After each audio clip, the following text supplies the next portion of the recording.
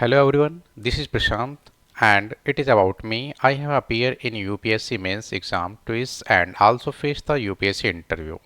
And I have also appeared in UPPCS mains exam twice and my technical background is a software engineer and also database administrator.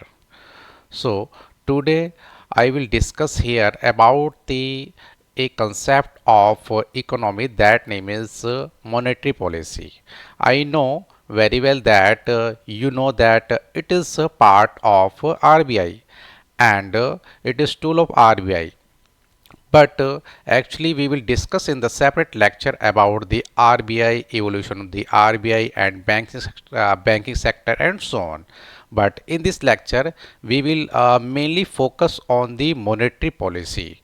Okay, so let's see what is the monetary policy and what will we cover here. So you can see here that we will discuss about the monetary policy and also tools of monetary policy. And I know that a lot of students know about the tools of monetary policy such as CRR, SLR, repo rate, reverse repo rate and so on. All things we will cover here in this lecture. And also we will cover here like monetary policy committee and types of monetary policy and also significance of monetary policy and also loopholes limitation of monetary policy, because in this exam RBI and other exam where economics is asked, so there is a need of conceptual and factual clarity. If you have knowledge about the conceptual and factual, so you can easily handle the any question. Okay, so in this lecture we will cover all the conceptual and factual information. So let's see. Now, question is that what is the monetary policy? So it is action. So what is monetary policy? It is action taken by the any particular central bank of a country. Okay. So कोई भी किसी भी देश का जो central bank है, so central bank of particular country, so हमारे देश का सेंट्रल बैंक कौन सा है? That is RBI. So RBI के द्वारा कोई भी एक्शन लिया जाता है, that is under the monetary policy. Why this action is taken? So to control the money supply. So what is the money supply? It's means that कि country के अंदर मनी का सप्लाई कितना होना चाहिए, लोगों के हैंड में, जो कंट्री में लोग रह रहे हैं उनके हैंड में मनी का फ्लो या मनी उनके हैंड में कितना होना चाहिए. यदि मान के चलिए अगर कंट्री में सभी लोगों के पास मनी ज़्यादा होगा, पैसे ज़्यादा होंगे, तो ऑटोमेटिक आप देखोगे जो थिंग्स का जो कॉस्ट होगा, जो भी कंट्री में जो थिंग्स अवेलेबल होंगे, मार्केट में प्रोडक्ट अवेलेबल होंगे, उनकी कॉस्ट जो होगी वो बढ़ जाएगी. ओके, सो इसलिए क्या है कि थिंग्स की कोई कॉस्ट इंक्रीज भी नहीं होनी चाहिए और ना ही डिक्रीज होना चाहिए, इसका एक लेवल होना चाहिए. सो ये काम कौन करता है? RBI, to control the money supply. Next ये क्या करता है? ये इंटरेस्ट रेट को भी कंट्रोल करता है. सो आप बैंक गए होंगे, so for the getting the loan, so they are providing the loan to you but at the interest rate. So you have seen that they are providing at the rate of 10%, 12%, and so on. But do you know that who is decided about it 10, 12 and 50%? Actually it is indirectly decided by the RBI that कि आपको जो loan है, market के अंदर जो customer आपके पास आते हैं उनको आपको लोन प्रोवाइड करना है, बट एक बेंचमार्क, एक लेवल सेट कर रखा है कि इस रेट पर आपको इंटरेस्ट रेट पे देना पड़ेगा ताकि कस्टमर को लोन मिल सके एक अच्छे लेवल पे. एक आप समझ सकते हो कि एक ऐसा इंटरेस्ट रेट हो जिस पे कस्टमर ले भी सके और उसको पे कर सके. ये भी मॉनेटरी पॉलिसी के अंडर में आता है. ओके, एंड नेक्स्ट हमारा इकोनॉमी स्टेबिलिटी. सो इकोनॉमी को स्टेबिलिटी करने का काम भी आरबीआई का है। With the help of this tools RBI control the economic stability. Okay, so let's see one by one हम इसके अंदर डिस्कस करेंगे all things. Okay, so now here monetary policy tools. So with the help of these tools RBI controls all things. Now let's see, it is divided into two parts. First one is quantitative tools and second one is qualitative tools. So what is the quantitative tools? Actually it is directly affect the amount or volume of money supply। ये directly जो है, जो amount होगा, volume होगा money supply का, उसको affect करता है। और इसको इनडायरेक्ट टूल्स कहा जाता है, जो कि आपके पूरे एंटायर इकोनॉमी पे इफेक्ट डालता है। अब क्वांटिटी को अगर आप जनरली इस कीवर्ड के थ्रू देखेंगे तो आप ये समझ सकते हैं जैसे कि नंबरिंग फॉर्मेट में, नंबरिंग फॉर्मेट में जो भी अगर नंबरिंग फॉर्मेट में होगा तो उसको आप क्वांटिटी टूल्स में आप सेंड कर दीजिएगा। यदि एग्ज़ाम में प्रीलिम्स में अगर क्वेश्चन पूछा जाता है आपसे कि quantity tools and quality tools के कुछ टूल्स आपको आपके सामने होंगे तो उनमें आपको बताया जाएगा कौन से क्वांटिटी टूल्स हैं, तो मैं आपको जनरली एक निमोनिक्स बता देता हूँ जिसके थ्रू आप याद कर सकते हैं। जैसे क्वांटिटी का मतलब नंबरिंग में होगा। जैसे अगर हम क्वांटिटी टूल्स की बात करें, repo rate, reverse repo rate, SLR, CLR, CLR, so on, ये सारे जो होंगे नंबरिंग फॉर्मेट में होंगे। क्योंकि आपका ये है 4%, 4.5% है, लगभग 18% है।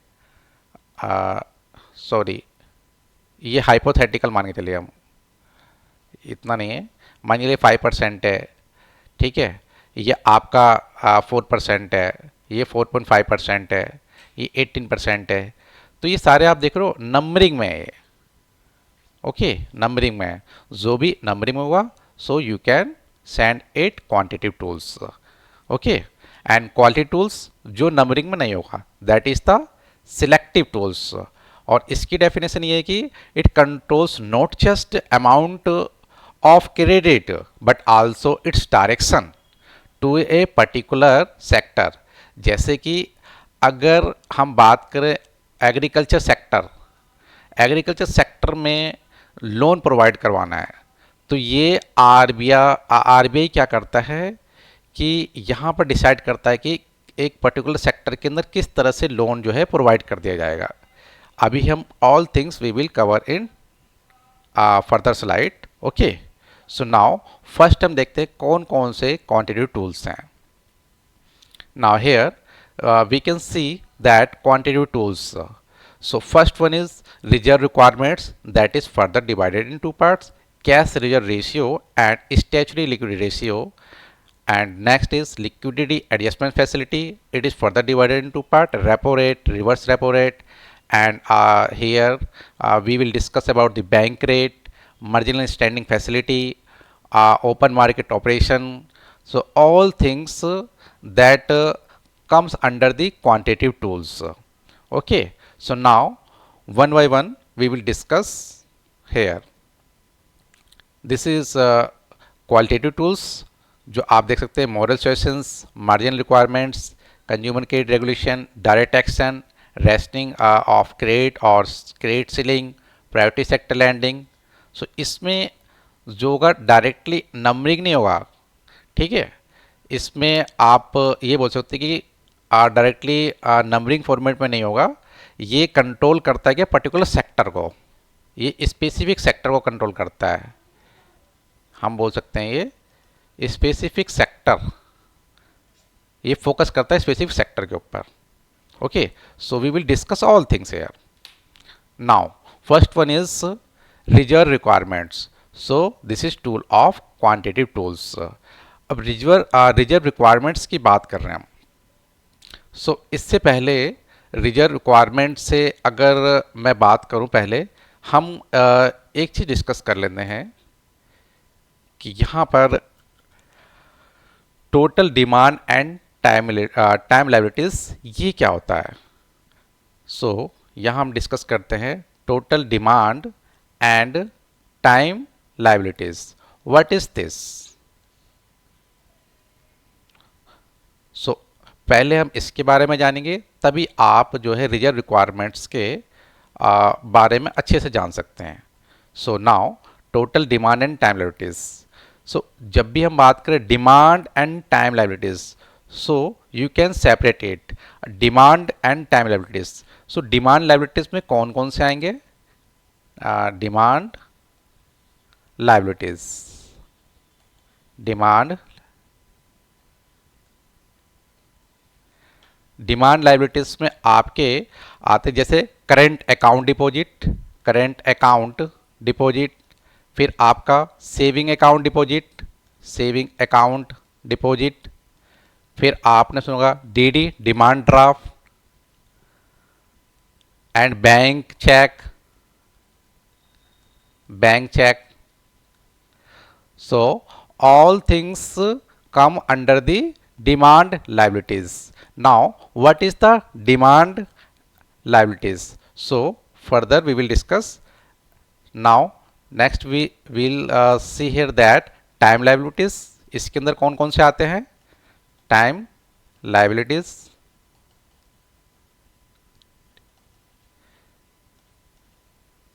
इसमें आएंगे फिक्स्ड डिपॉजिट जिसको हम एफडी बोलते हैं, और इसके अंदर आता है रिकरिंग डिपॉजिट, वो डिपॉजिट पैसा जो आप क्या करते हैं इंस्टॉलमेंट में पैसा डिपॉजिट करते हैं और फिर आपको एक मैच्योरिटी पीरियड के बाद वो अमाउंट मिलता है। फिर सीडी सर्टिफिकेट ऑफ डिपॉजिट, जो आप शॉर्ट टर्म के लिए जो बैंक है वो लोन रेज करता है और आपको एक सर्टिफिकेट देता है कि after that period you can get that money with the extra money. Okay, so that is certificate deposit. So we will discuss all things in detail in further class. So ये आपके time liabilities में है और ये आपके demand liabilities के tools मान के चलो कि इसके अंडर में आते हैं। सो इस पे क्वेश्चन आता है तो आप ये सेपरेट आप इसको सॉल्व कर सकते हैं। तो अभी तक हमने समझा कि डिमांड एंड टाइम लायबिलिटीज क्या होता है। अब क्वेश्चन इज दैट कि लायबिलिटीज का मतलब क्या होता है? लायबिलिटीज, तो लायबिलिटीज का मतलब क्या? इसका मतलब ये कि अगर आपने किसी से पैसा लिया, सपोज मानिए कि आपने ए पर्सन है और ए पर्सन से आपने क्या किया, पैसा लिया। मान के चलिए कि आप यहाँ पर हैं और ए पर्सन से आपने पैसा लिया 100 रुपीज़। सो अब आप क्या है, आप एक लायबिलिटीज हो, ये पैसा जो है आप रिटर्न करोगे किसको? ए पर्सन को। तो जो पर्सन आप हैं, आपने पैसा लिया ए पर्सन से, so you are liabilities to give that money because you borrow that money. अगर आप कोई पैसा उधार लेते हो तो आप एक लायबिलिटीज हो ये पैसा रिटर्न करने के लिए सामने वाले पर्सन को, उसी को लायबिलिटीज बोलते हैं। Okay, so that is liabilities. So ये कीवर्ड आपको पता होना चाहिए क्योंकि अब अभी हम फर्दर इस कीवर्ड के बारे में डिस्कस करेंगे। ये कीवर्ड सारे आपको इनके टूल्स के अंदर यूज होते दिखेंगे। ओके, सो अब हम यहाँ पर डिस्कस कर रहे थे रिजर्व रिक्वायरमेंट्स। तो क्वेश्चन इज दैट कि ये रिजर्व रिक्वायरमेंट्स जो है ये what is this and why is it needed, इसकी ज़रूरत क्यों पड़ी? आखिर इसके बिना भी बैंक चल सकता था, रन कर सकता था। तो हम ये देखते हैं कि यहाँ पर वाई रिजर्व रिक्वायरमेंट्स,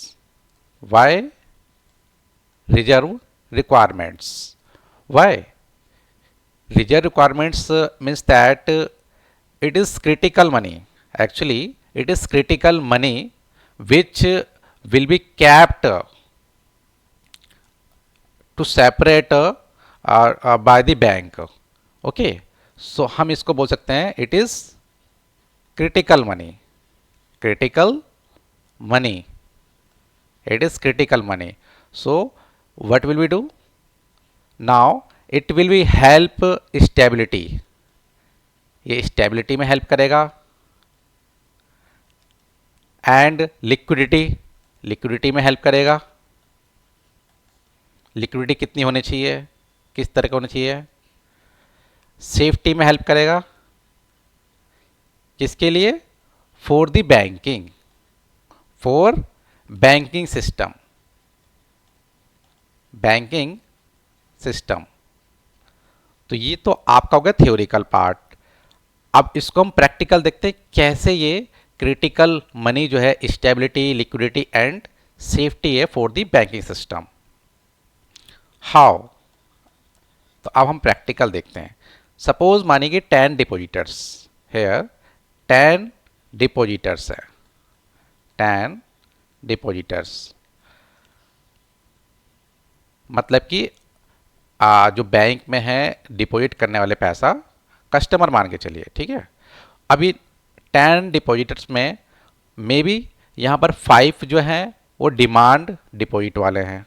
डिमांड मतलब कि आप ये बोल सकते हो कि डिमांड लाइबिलिटीज़, ठीक है. और 5 इसके अंदर क्या है? टाइम लाइबिलिटीज़ वाले पर्सन. तो टोटल 10 है जिसमें कि 5 demand liabilities and 5 time liabilities, दोनों ही तरह के कस्टमर हैं. अब ये मैं आपको ऑलरेडी डिस्कस कर चुका हूँ डिमांड एंड टाइम लाइबिलिटीज़ क्या होता है. ओके. नाउ 10 डिपॉजिटर्स, ये अपना जो मनी है 100 रुपीज़ टोटल, जो 10 डिपॉजिट्स है ये अपना 100 रुपीज़ मनी जो है एसबीआई बैंक में डिपॉजिट कर रहे हैं. कहाँ डिपॉजिट कर रहे हैं? एसबीआई बैंक के अंदर डिपॉजिट कर रहे हैं. So 10 depositors are deposit their money in the SBI bank. Okay. So now please tell me that who is liabilities, depositors और एसबीआई, इन दोनों में से लाइबिलिटीज कौन होगा? राइट, इन दोनों से लाइबिलिटीज होगा एसबीआई. बिकॉज यहाँ पर जो डिपॉजिटर का पैसा है वो किसने लिया? एसबीआई ने.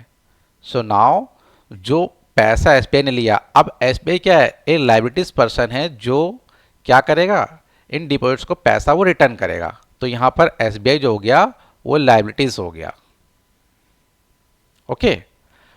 अब नाउ ये एसबीआई आगे क्या करेगा?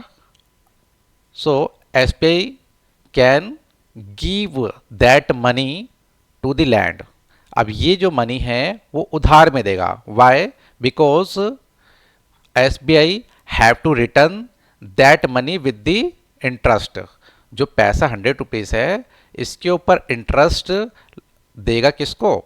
डिपॉजिटर्स को.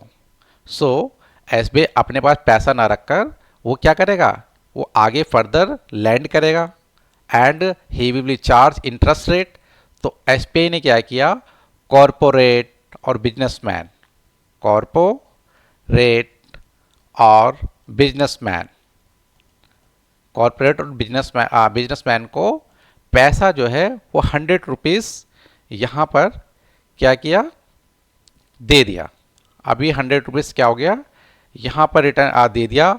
और किस इंटरेस्ट रेट यहाँ पर मान के चले कि interest rate that is 8%. And now जो एसबीआई लाइबिलिटीज़ है वो यहाँ पर है 4% का.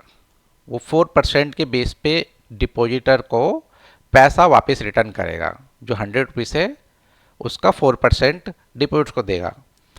बट आरबीआई जो एसबीआई जो है इंटरेस्ट रेट जो है 8% दे रहा है कॉरपोरेट और बिजनेसमैन को. बिकॉज क्योंकि एसबीआई भी तो बैंक इस तरह से ही पैसा अर्न करता है. जितने भी बैंक हैं खुद का पैसा नहीं होता है. वो बैंक में क्या होता है कि डिपॉजिटर्स का पैसा होता है, फिर वो पैसा आगे फर्दर लैंड करते हैं and banks earn interest rate. So वो अपने एम्प्लॉय को सैलरी देते हैं और अपना बैंक रन करते हैं. इस तरह से ये सारा खेल इंटरेस्ट रेट का है. ठीक है. तो अब यहाँ पर मान के चलिए कि कॉरपोरेट और businessman and you know very well that Vijay Mallya, आपने सुना होगा ये पर्सन का नाम विजय माल्या। ये किंगफिशर के ऑनर है। किंगफिशर जो एयर इंडिया है उनके ऑनर है। किंगफिशर एयर इंडिया के ऑनर है। अब बैंक ने क्या किया नाउ कि 100 रुपीज़ बैंक के पास आए एंड 100 रुपीज़ बैंक ने इस कॉरपोरेट और बिजनेस पर्सन को दे दिया। अब इस केस में क्या होगा, इस केस में हो सकता है जैसे कि आपको मैंने एग्जांपल दिया विजय माल्या को, विजय माल्या ने अपने एयर इंडिया में पैसा लगाया और वो एयर इंडिया नहीं चल पाया। Kingfisher air India, sorry air India नहीं है यहाँ पर, किंगफिशर एयरलाइन है। किंगफिशर एयरलाइन, एयर इंडिया तो अलग हो गया आपका, किंगफिशर एयरलाइन, किंगफिशर एयरलाइन। तो इस केस में क्या होगा, 100 रुपीज़ इन्होंने SBI बैंक ने कॉरपोरेट को दिया, बिजनेसमैन जो कि विजय माल्या हैं, और ये बैंक करप्ट हो गए, मतलब कि इनका बिजनेस चला नहीं, इन्होंने हैंड अपने स्टैंड कर दे कि so my business is go degradation, so I can't pay any amount. अब इस केस में क्या होगा, यहाँ पर हुआ क्या, 100 रुपीज़ ये जो है ये मतलब कि यहाँ पर डूब गए।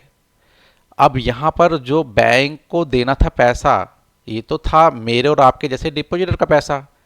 तो इस केस में क्या होगा, इस पूरे केस में आप ये देखोगे बैंक जो है, बैंक की हालत हो जाएगी खराब और बैंक विल बी डिस्ट्रॉय, क्योंकि ये जब भी ये अपना डिपॉजिट पैसा मांगने जाएंगे बैंक के पास पैसा होगा नहीं, क्योंकि बैंक ने जिसको पैसे देता वो पर्सन डूब गया लेकर पैसा।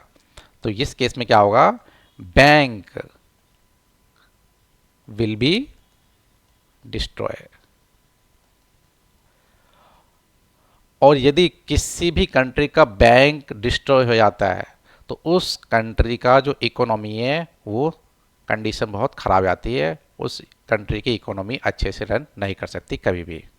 ओके, सो इसलिए अब इस केस में किसकी ज़रूरत पड़ी, हमें पड़ी ज़रूरत यहाँ पर रिजर्व रिक्वायरमेंट्स, जो कि एक क्रिटिकल मनी होगा स्टेबिलिटी, लिक्विडिटी एंड सेफ्टी के लिए, किसके, बैंकिंग के लिए। सो यहाँ पर देखते हम कैसे।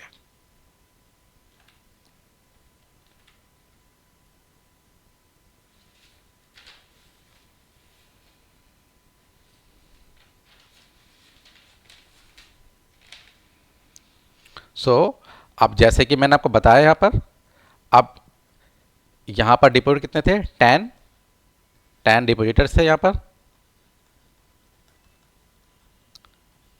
इसमें से 5 आपके टाइम और डिमांड लायबिलिटीज थे, 5 आपके टाइम लायबिलिटीज वाले और 5 आपके डिमांड लायबिलिटीज वाले।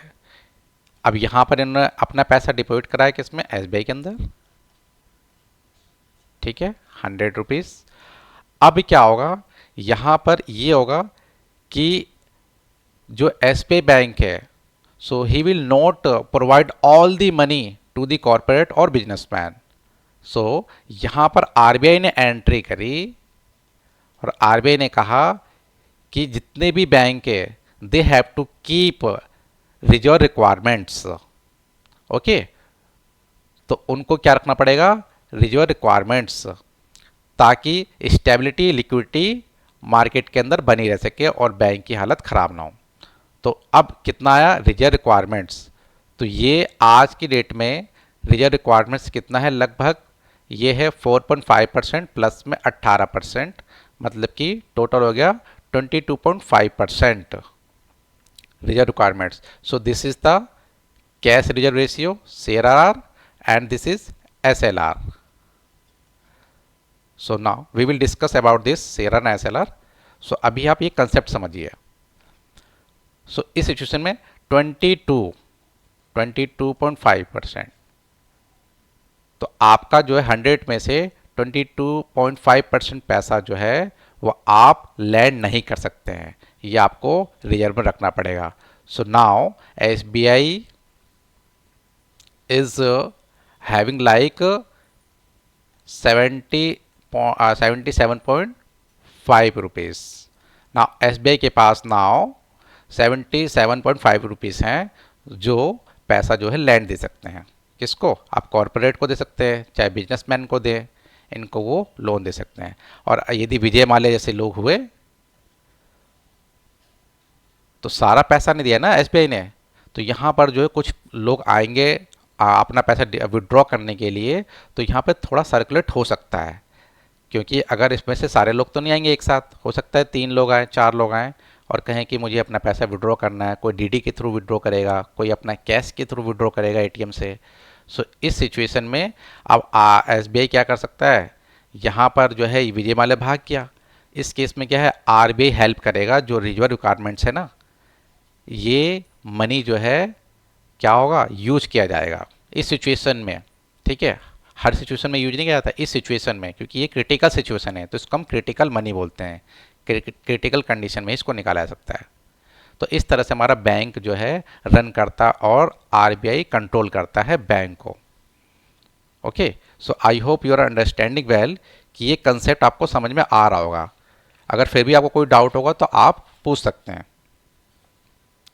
ओके, सो ये कंसेप्ट आपको समझ में आ गया।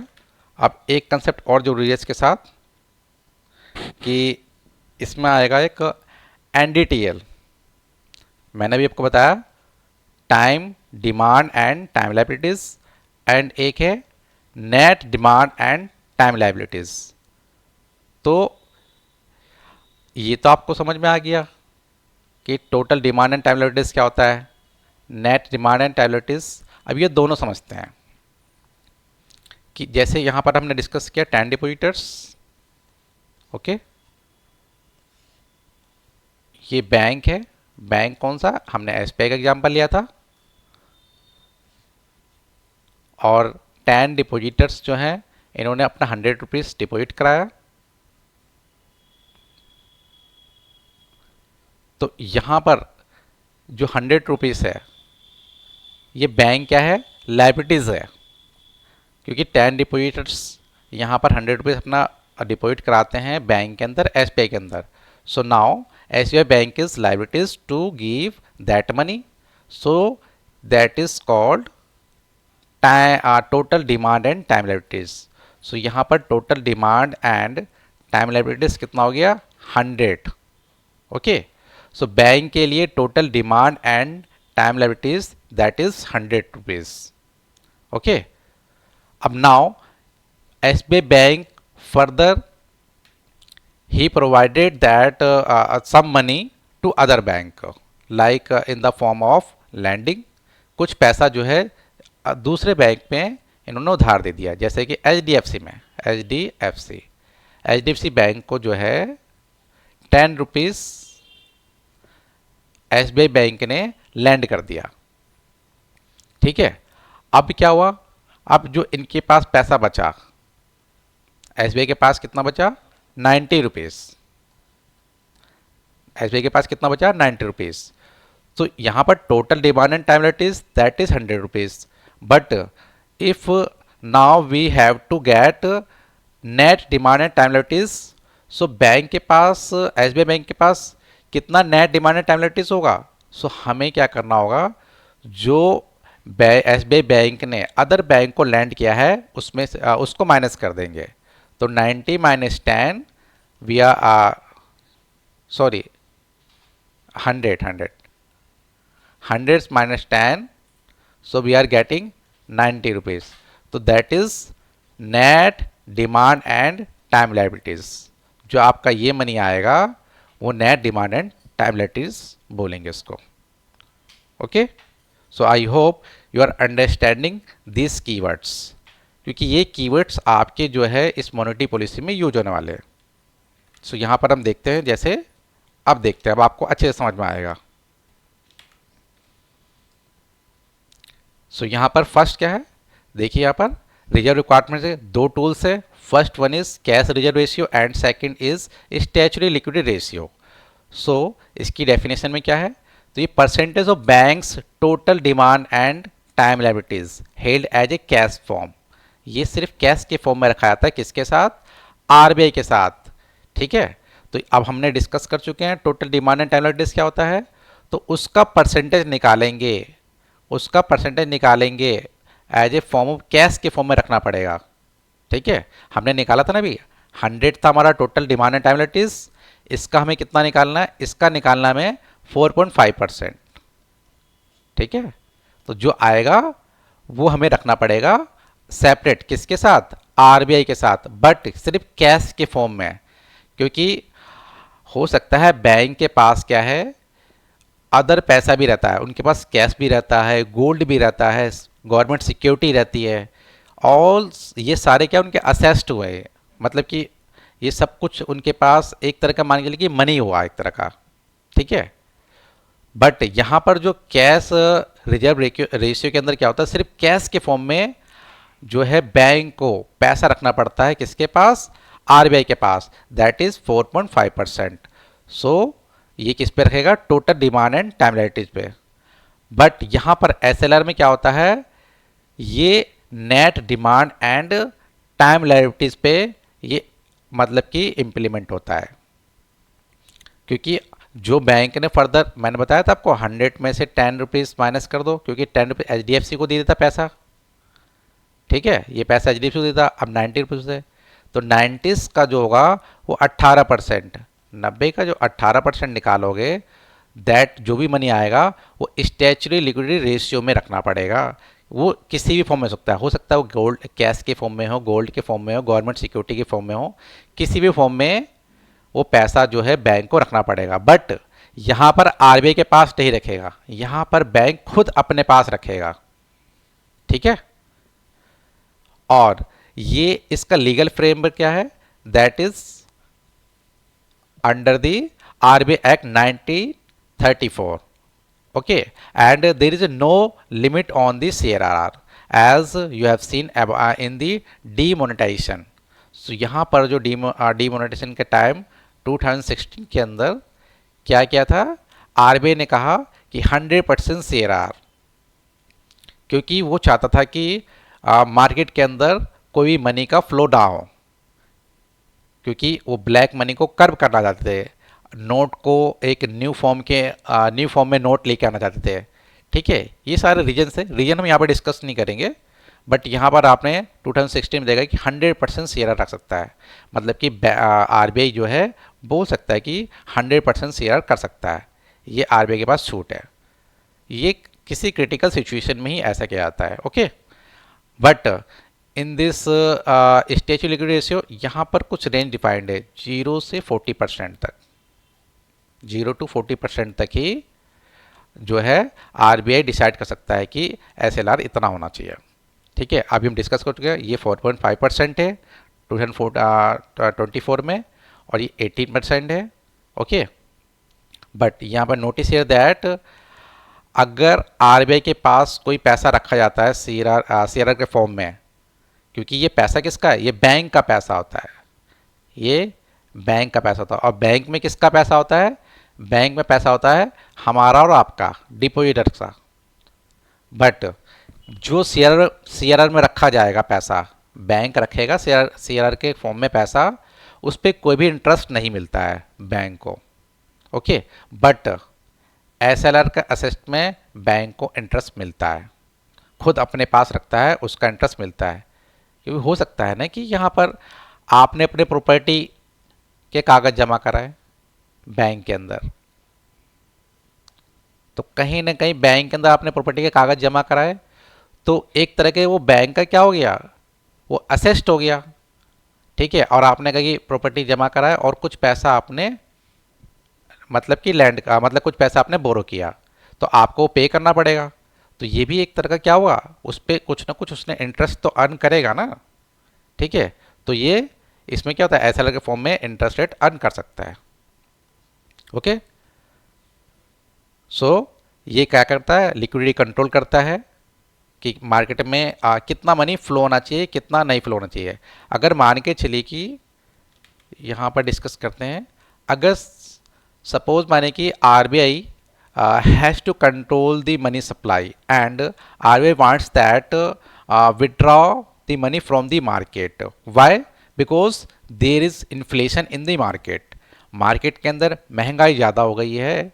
सो आरबीआई चाहता है कि जो लोगों के हैंड में पैसा है उसे जो अपने पास लेके आना चाहता है। सो जो आरबीआई के पास टूल्स है, इनके थ्रू ही करेगा ये काम। सो अब क्या करेगा, आरबीआई क्या कर सकता है, इन्फ्लेशन हाई है, हम बोल सकते हैं इन्फ्लेशन हाई है, इन्फ्लेशन हाई, या हम बोल सकते हैं मनी का फ्लो हाई है, मनी फ्लो ये हाई है, लोगों के हैंड में ज़्यादा पैसा है। तो इस सिचुएशन में आरबीआई क्या कर सकता है, आरबीआई सीआरआर प्लस में एसएलआर दोनों को इंक्रीज कर सकता है। जैसे सीआरआर और एसएलआर को इंक्रीज करेंगे,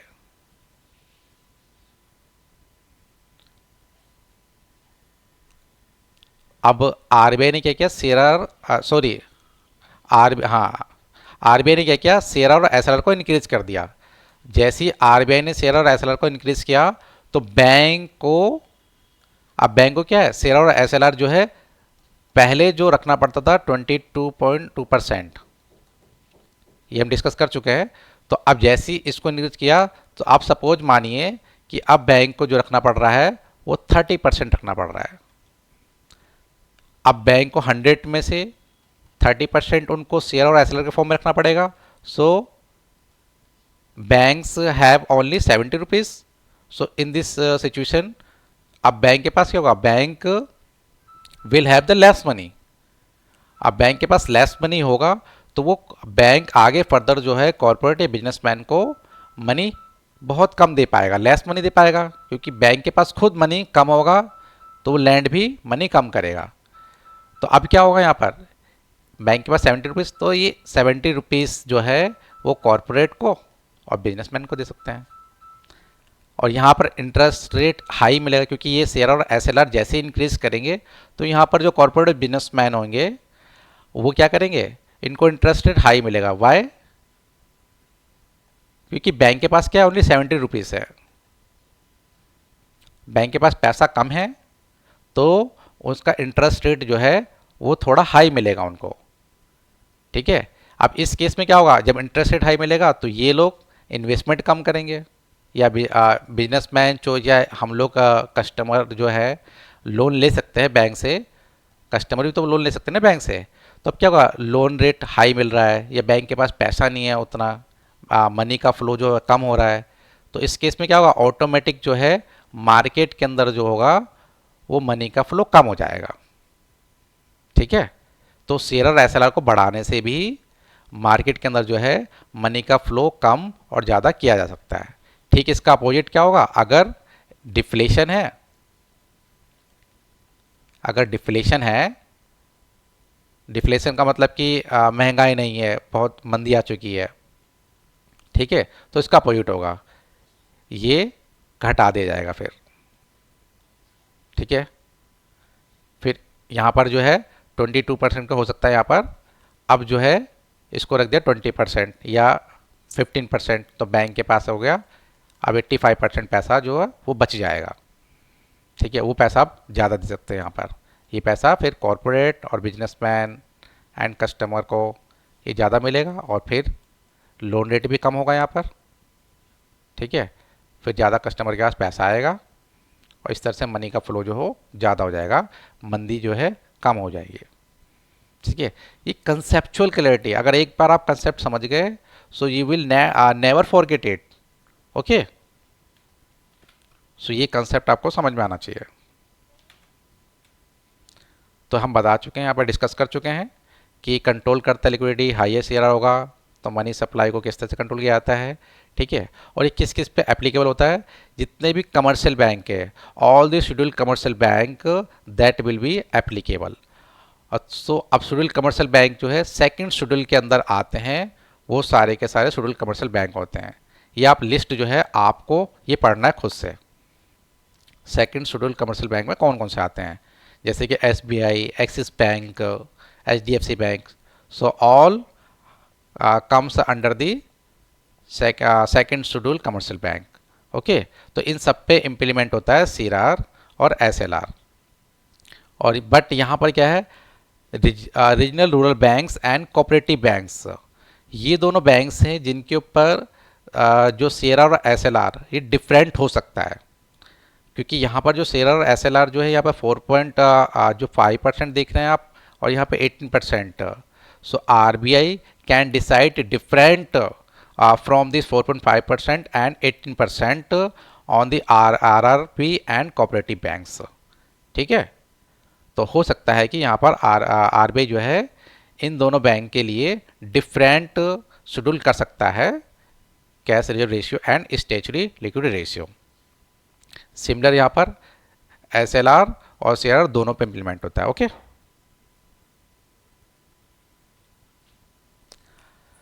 सो नाउ नेक्स्ट टूल है हमारे पास liquidity adjustment facility. Now if we discuss about the liquidity adjustment facility, it means that to control the liquidation in the market, these tools is used for to control the liquidation in the market, to manage and stabilize economic growth.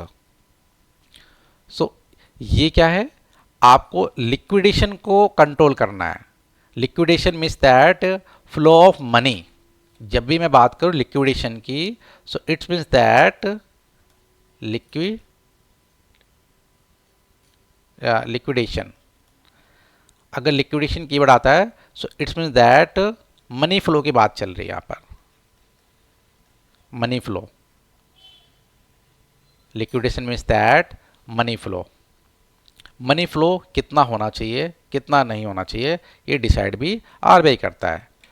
तो इसके अंदर जो tools हैं liquid adjustment facility के अंदर, वो यहाँ पर दो तरह के टूल्स हैं, repo rate and reverse repo rate.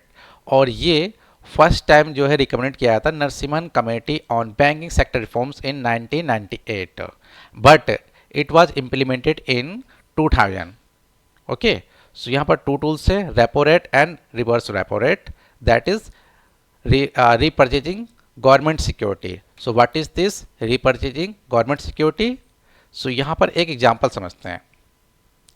Suppose मानिए कि आपको पैसे की नीड है, आपको पैसे की नीड है और आपके पास, जैसे आपके पास सैलरी पर्सन हो आप, और सैलरी आपको आती है मतलब कि 10 तारीख को, एवरी मंथ ऑफ 10 आपको सैलरी आती है, बट यू नीड, आपको नीड पड़ गई 5 को, बिकॉज हो सकता है फाइनेंशियल नीड पड़ सकती है, आपके घर में किसी की तबीयत खराब हो जाए, या कुछ आपको वैसे भी रेनोवेशन कराना हो आपको घर का, कुछ भी, बट आपकी सैलरी 10 तारीख को आती है, बट अब क्या नीड आपको 5 तारीख को ही पड़ गई है। इस केस में क्या होगा, आप क्या करेंगे, हो सकता है कि आप जा सकते हैं किसी भी पर्सन के पास उधार लेने के लिए। हो सकता है ना, आपने कहा कि अपने दोस्त के पास गए, आप अपने दोस्त के पास गए कि फ्रेंड कि ये मेरा मोबाइल है और आपके पास आईफोन है, आईफोन है, ये मेरा मोबाइल है, इसको आप रख लीजिए और मुझे जो है पैसे दे दीजिए, 50,000 की ज़रूरत है मुझे। कितनी ज़रूरत है? 50,000। 50,000 की मुझे नीड है, I will pay after 5 days या 6 डेज या 10 डेज, मैं आपको रिटर्न कर दूंगा 50,000। और बदले में उन्होंने अपना आईफोन गिरवी रख दिया, वही आईफोन 16 जो लॉन्च हुआ है फिलहाल में, आप मान के चलिए वो 1.5 लाख का फ़ोन है लगभग समथिंग, सो आप देख लेना। तो यहाँ पे 50,000 इन्होंने उधार ले रहे हैं, बट इन्होंने गिरवी क्या रखा, इन्होंने आईफोन गिरवी रखा, और इन्होंने एक एग्रीमेंट बनाया। क्या बनाया? एक एग्रीमेंट। सो एक एग्रीमेंट बनाया कि आफ्टर कितने पीरियड के बाद, आफ्टर 10 डेज, 10 डेज के बाद मैं जो है अपना मोबाइल वापस ले जाऊंगा, और ये जो 50,000 रुपये है मैं आपको 50 का जो इंटरेस्ट लगा के, मतलब 55,000 रुपये, ठीक है, तो एक 55,000 मान के चलो आप, 55,000 रुपये मैं आपको रिटर्न कर दूंगा आफ्टर 10 डेज। तो दैट इज रीपरचेजिंग, इसी को बोलते हैं रीपरचेजिंग, क्योंकि आप दोबारा से उसको परचेज कर रहे हो, दैट इज रीपरचेजिंग। ओके, और सेम सिचुएशन जो होता है वो बैंक के अंदर होता है, ऐसा ही बैंक के अंदर देखने को मिलेगा आपको कि यहां पर किसकी रीपरचेजिंग होती है, गवर्नमेंट सिक्योरिटी की। यहाँ पर गवर्नमेंट सिक्योरिटी की रीपर्चेजिंग होती है। हाँ, अब गवर्नमेंट सिक्योरिटी वो गवर्नमेंट सिक्योरिटी ऐसे एक तरह का आप एक कागज़ का फॉर्म मान सकते हो, ठीक है, उस पर एक एग्रीमेंट होता है, ठीक वैसा ही होता है, ठीक है। तो यहाँ पर दो टूल्स हैं, repo rate and reverse repo rate. So now what is this repo rate and reverse repo rate? तो यहाँ पर डिफरेंट हम यहाँ पे डिस्कस कर लेते हैं because it is important for your exam and we will discuss here about this. So now what is this repo rate and reverse repo rate? So it is interest rate. Okay, it is interest rate at which RBI lends short term funds to bank. So please notice here that it is interest rate but RBI lends short term. Now notice here that short term के लिए funds देता है bank को, okay, not long term. अगर exam में आता है long term, so that is wrong. Repo rate हमेशा शॉर्ट टर्म फंड के लिए होता है, ठीक है। तो शॉर्ट टर्म आरबीआई क्या करता है? आरबीआई उधार देता है, यहां पर क्या है? लैंड्स, ठीक है। यहां पर आरबीआई लैंड्स करता है बैंक्स को, बट यहां पर गिरवी रखना पड़ेगा क्या? गवर्नमेंट सिक्योरिटी को, ठीक है। अभी हमने डिस्कस किया कुछ ना कुछ गिरवी रखो, उसके बाद पैसा उधार ले जाओ, क्योंकि भाई हो सकता है मैं ट्रस्ट ना हो और आप पैसा लेके भाग जाओ, फिर क्या करेंगे? तो इस केस में क्या होगा? रेपो रेट में क्या होता है कि आपको कुछ ना कुछ गवर्नमेंट सिक्योरिटी डिपॉजिट कराना पड़ेगा and you will get the money, okay. But यहाँ पर एक चीज़ नोटिस करना है, यहाँ पर note SLR quota government security, it's means that कि bank will not have to provide the SLR quota government security. जो बैंक के पास लाइबिलिटीज़ होता है ना कि उसके पास खुद का एसएलआर रखना पड़ेगा, हमने डिस्कस किया था 18% के आसपास बैंक को अपने पास रखना पड़ेगा, रिजर्व रिक्वायरमेंट्स ये डिस्कस करें ना इससे पहले हमने। तो ये क्या है? ये एसएलआर का जो कोटा इसके अंदर हो सकता है कि एसएलआर वाला कोटा जो बैंक लेके आए और ये कहे कि ये लो आरबीआई सर और इसके बेस पे मैं लोन दे दो। तो यहाँ पर आरबीआई कहेगा no, I will not provide on the basis of this SLR quota government security. So आपको जो सेपरेट गवर्नमेंट सिक्योरिटी है उसको आपको गिरवी रखना पड़ेगा, note SLR quota government security. So आपको ये नोटिस करना है, ओके, दैट इज इंपॉर्टेंट। अब now reverse repo rate, that is reverse means that आप बोल सकते हो कि जो बैंक यहाँ पर क्या यहाँ पे लैंड्स कर रहा था, यहाँ पर आरबीआई लैंड्स करता, but here now here RBI will borrow the money from the commercial bank और financial institution। यहाँ पर रिवर्स रेपो रेट में आरबीआई जो है वो पैसा उधार लेता है, किससे? कमर्शियल बैंक और फाइनेंशियल इंस्टीट्यूशन से, ठीक है। और आरबीआई के पास जो गवर्नमेंट सिक्योरिटी होती है, so RBI provide that government security to the commercial bank और financial institution to get the money, okay. So यहाँ पर आरबीआई बोरो करता है बट रेपो रेट में आरबीआई लैंड्स करता है। अब पर्पस क्या है इसका? So purpose is this that to control inflation and manage liquidity in the economy. अब रेपो रेट, अब मान के चलिए कि आरबीआई ने क्या किया? रेपो रेट आरबीआई ने इंक्रीज कर दिया। So now repo rate RBI ने इंक्रीज कर दिया, so this is tool of RBI. तो आरबीआई ने रेपो रेट इंक्रीज किया, तो अब बैंक के पास क्या होगा? Bank will get also the higher rate of interest.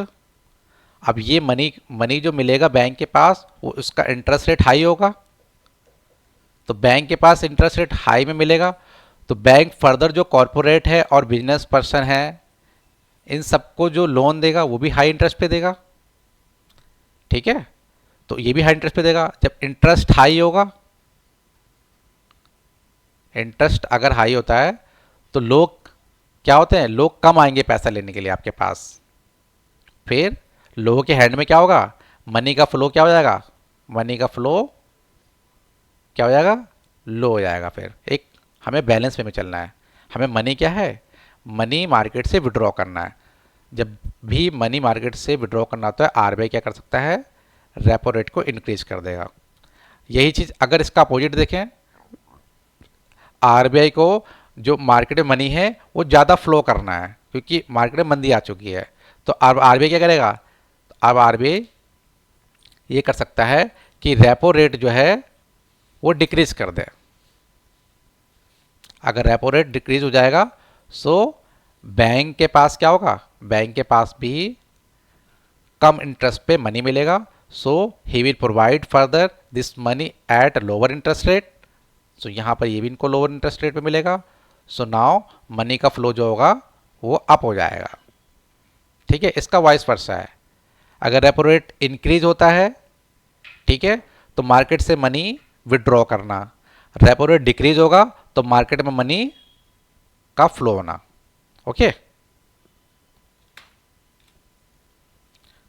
so this statement we have already discussed this to control the inflation and manage liquidity in the economy, or to observe excess liquidity from the banking system। तो हमें क्या करना है? Observe करना है। अब market के अंदर क्या है? मनी का फ्लो ज़्यादा हो गया है। तो अब हम इसके टूल्स के थ्रू भी हम कर सकते हैं, जैसे कि रिवर्स रेपो रेट। क्या किया हमने? रिवर्स रेपो रेट के थ्रू भी हम क्या कर सकते हैं? मनी का जो फ्लो है वो कम कर सकते हैं। कैसे? अब इस केस में क्या हो गया? अब आरबीआई ने कहा कि आरबीआई गवर्नमेंट चाहती है कि मुझे मार्केट के अंदर जो है मनी का जो फ्लो है कम करना है। तो उसने कहा कि बैंक से बोला कि भाई मुझे जो है पैसा दो, मुझे नीड है पैसे की। ठीक है, तो अब रिवर्स रेपो रेट हमेशा जो है वो कम रेट पे होता है, याद रखिएगा। बैंक जो आरबीआई जो है, बैंक आरबीआई जो पैसा कम रेट पे मिलेगा, ठीक है, तभी तो आगे सर्कुलेट करके वो बैंक को वापस रिटर्न कर पाएगा हायर हायर इंटरेस्ट रेट पे। तो ये हमेशा रिवर्स रेपो रेट हमेशा कम होगा रेपो रेट से। ये हमेशा आपको याद रखना है। तो बैंक ने अब रिवर्स रेपो रेट जो है, बैंक ने क्या किया? अब बैंक को कहा कि भाई अब जो है तुम मुझे पैसा दो, तो मुझे पैसा दो, मनी चाहिए मुझे। अब मनी चाहिए, और आरबीआई क्या करेगा? ये लो गवर्नमेंट सिक्योरिटी, बैंक को दे देगा गवर्नमेंट सिक्योरिटी, और बैंक से मनी ले लेगा। अब ये जो मनी था मार्केट की जगह कहाँ चला गया? अब आरबीआई के पास चला गया। सो हम इसको क्या बोल सकते हैं? तो ऑब्जर्व एक्सेस लिक्विडिटी। जो मार्केट के अंदर काफ़ी ज़्यादा लिक्विडेशन था उसको आरबीआई ने कंट्रोल कर लिया। तो इसको रिजर्व रेपो रेट्स के थ्रू भी मार्केट के अंदर जो है कंट्रोल किया जा सकता है। जो this statement we have discuss here, और ये हम डिस्कस कर चुके हैं। रेपो रेट को इंक्रीज करेंगे तो क्या इम्पैक्ट पड़ेगा? रेपो रेट इंक्रीज होगा तो मार्केट के अंदर क्या होगा? मनी का फ्लो कम हो जाएगा। ठीक है, वैसे यहाँ पर हायर रिवर्स रेपो रेट, ये भी क्या करता है? अगर हायर रिवर्स रेपो रेट कर दोगे आप, तो ये क्या करता है? बैंक्स को प्रमोट करता है कि आप अपना पैसा जो है हमारे पास रखो। इस स्टेटमेंट का मतलब ये है कि अगर बैंक आरबीआई ने क्या किया? रिवर्स रेपो रेट जो है वो इंक्रीज कर दिया। ठीक है, ये कर दिया आपका 10%। इस केस में क्या होगा कि अब जो है बैंक जो सोचेगा कि हाँ, अगर हम पैसा मार्केट में देते हैं 10% किसी को, किसी भी पर्सन को, कॉरपोरेट को या बिजनेस पर्सन को, so there is a chance to escape. यहाँ पर चांस होगा कि इनको भागने का मौका मिलेगा। हो सकता है बैंक करप्ट हो जाए, बट यहाँ पर आरबीआई कभी भी बैंक करप्ट नहीं होगा, आरबीआई ठप नहीं होगा। तो बैंक इन लोग को पैसा नहीं देगा ना। 10% पे इन लोगों को पैसा क्यों देगा, जबकि खुद आरबीआई कह रहा है कि आप मुझे दो पैसा अपना, मैं आपको 10% पे इंटरेस्ट दूंगा। तो बैंक क्या करेगा? इनके पास जाएगा। ठीक है, तो इस तरह से भी जो है आरबीआई स्टेप उठा सकता है टू एब्जॉर्ब एक्सेस लिक्विडिटी को। Okay, so higher reserve repo rate encourage banks to park their surplus fund with RBI instead of lending them out। Okay, अब इसका यूज किस लिए है? आइए हमने डिस्कस कर चुके हैं। इंजेक्ट लिक्विडिटी, मार्केट के अंदर लिक्विडिटी को इंजेक्ट करने के लिए। और यहाँ पर इसका यूज होता है विड्रॉ एक्सेस लिक्विडिटी, मार्केट में जो मनी का फ्लो ज़्यादा है उसको अपने पास रखने के लिए। ये 6.5% है, और ये आज की डेट में 3.35% है। सो ये आपको याद करना, हमेशा ये लेस होगा और ये हाई होगा। अगर दोनों में कंपेयर करने के लिए आ जाए, so repo rate will be higher. Okay, repo rate will be higher compare to reverse repo rate. So I hope you are understanding this concept, liquidity adjustment facility. Now next is bank rate. So what is the bank rate? Actually it is rate that is provided loan at long term. Please notice here that ये long term loan है. अभी हमने जो discuss किया था repo rate and reverse repo rate, that is short term. So main different इसके अंदर ये चीज़ है, आपको पता होना चाहिए. So that is long term loan. Okay, और वहाँ पर जो है गवर्नमेंट सिक्योरिटी को एज ए कोलेट्रल के फॉर्म में, गिरवी के फॉर्म में रखना पड़ता था. But this is collateral free landing rate. यहाँ पर किसी भी चीज़ को गिरवी रखने की कोई ज़रूरत नहीं है. Okay, unlike short term collateral base repo rate. Okay, यहाँ पर किसी भी चीज़ की गिरवी रखने की जरूरत नहीं है, जैसा कि हम रेपो रेट में रखते हैं. अब ये बैंक रेट, आखिर इसका यूज़ क्या होता है? ये भी एक मैनेज लिक्विडिटी को मैनेज करता है, कंट्रोल इन्फ्लेशन को मैनेज करता है, and also influence lending rates. इन सब पे इम्पैक्ट डालता है. रेट मतलब कि जो आप देख रहे हो कि रेपो रेट और बैंक रेट, इसमें सिमिलरिटी बहुत है, बट वहाँ पर क्या है, डिफरेंट क्या है? वो आपका रेपो रेट शॉर्ट टर्म के लिए, but bank rate that is long term के लिए. ओके, बाकी कंसेप्चुअल देखोगे तो सिमिलरिटी सेम है, कंसेप्ट में सिमिलरिटी सेम है, बट कुछ फैक्चुअल जो है वो थोड़ा सा डिफरेंट है. ओके, अब यहाँ पर भी यही डिस्कस, अगर बैंक रेट को हाई कर दिया जाएगा तो क्या होगा? Bank rate high.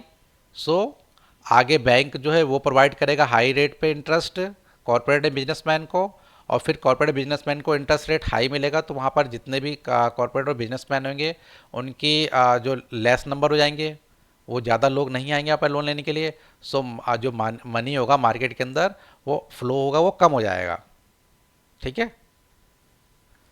तो कंसेप्ट तो सब में सेम ही है, बट इसका मेनली यूज होता है आज की डेट में पैनल लिंक है. मतलब कि अगर मान के चलिए कि बैंक जो आरबीआई है, RBI now announced that repo rate is decrease. Okay, but now banks are not following that direction.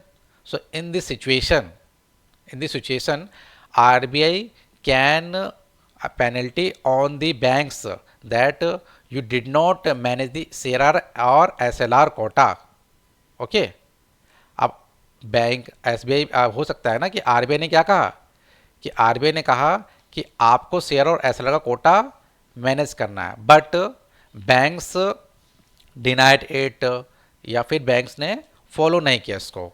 So in this situation RBI can penalty on the banks on the basis of bank rate plus में extra charge जोड़कर bank RBI जो है वो penalty किस पे लगाएगा? Bank के ऊपर. ओके, सो इसको बोलते हैं पैनल लिंक, मतलब पेनल्टी वाला लिंक. ओके, सो ये है बैंक रेट. नाउ नेक्स्ट देखते हैं marginal standing facility. So it is introduce firstly in 2011 by the Narasimham committee. Okay, so ये जो रिकमेंड किया गया था नरसिम्हन कमेटी के द्वारा, ठीक है, और इसको इंट्रोड्यूस आरबीआई ने किया था. नाउ अब ये marginal standing facility, what is this? So in case of emergency,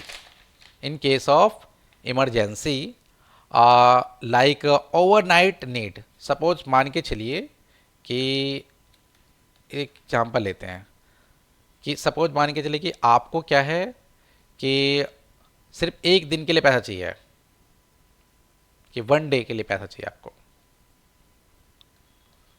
you need 10,000 only for 1 days, क्योंकि आपने जिसको पैसा दिया था वो आपको पैसा वो परसों देने वाला है, लेकिन आज आपको नीड है आज की.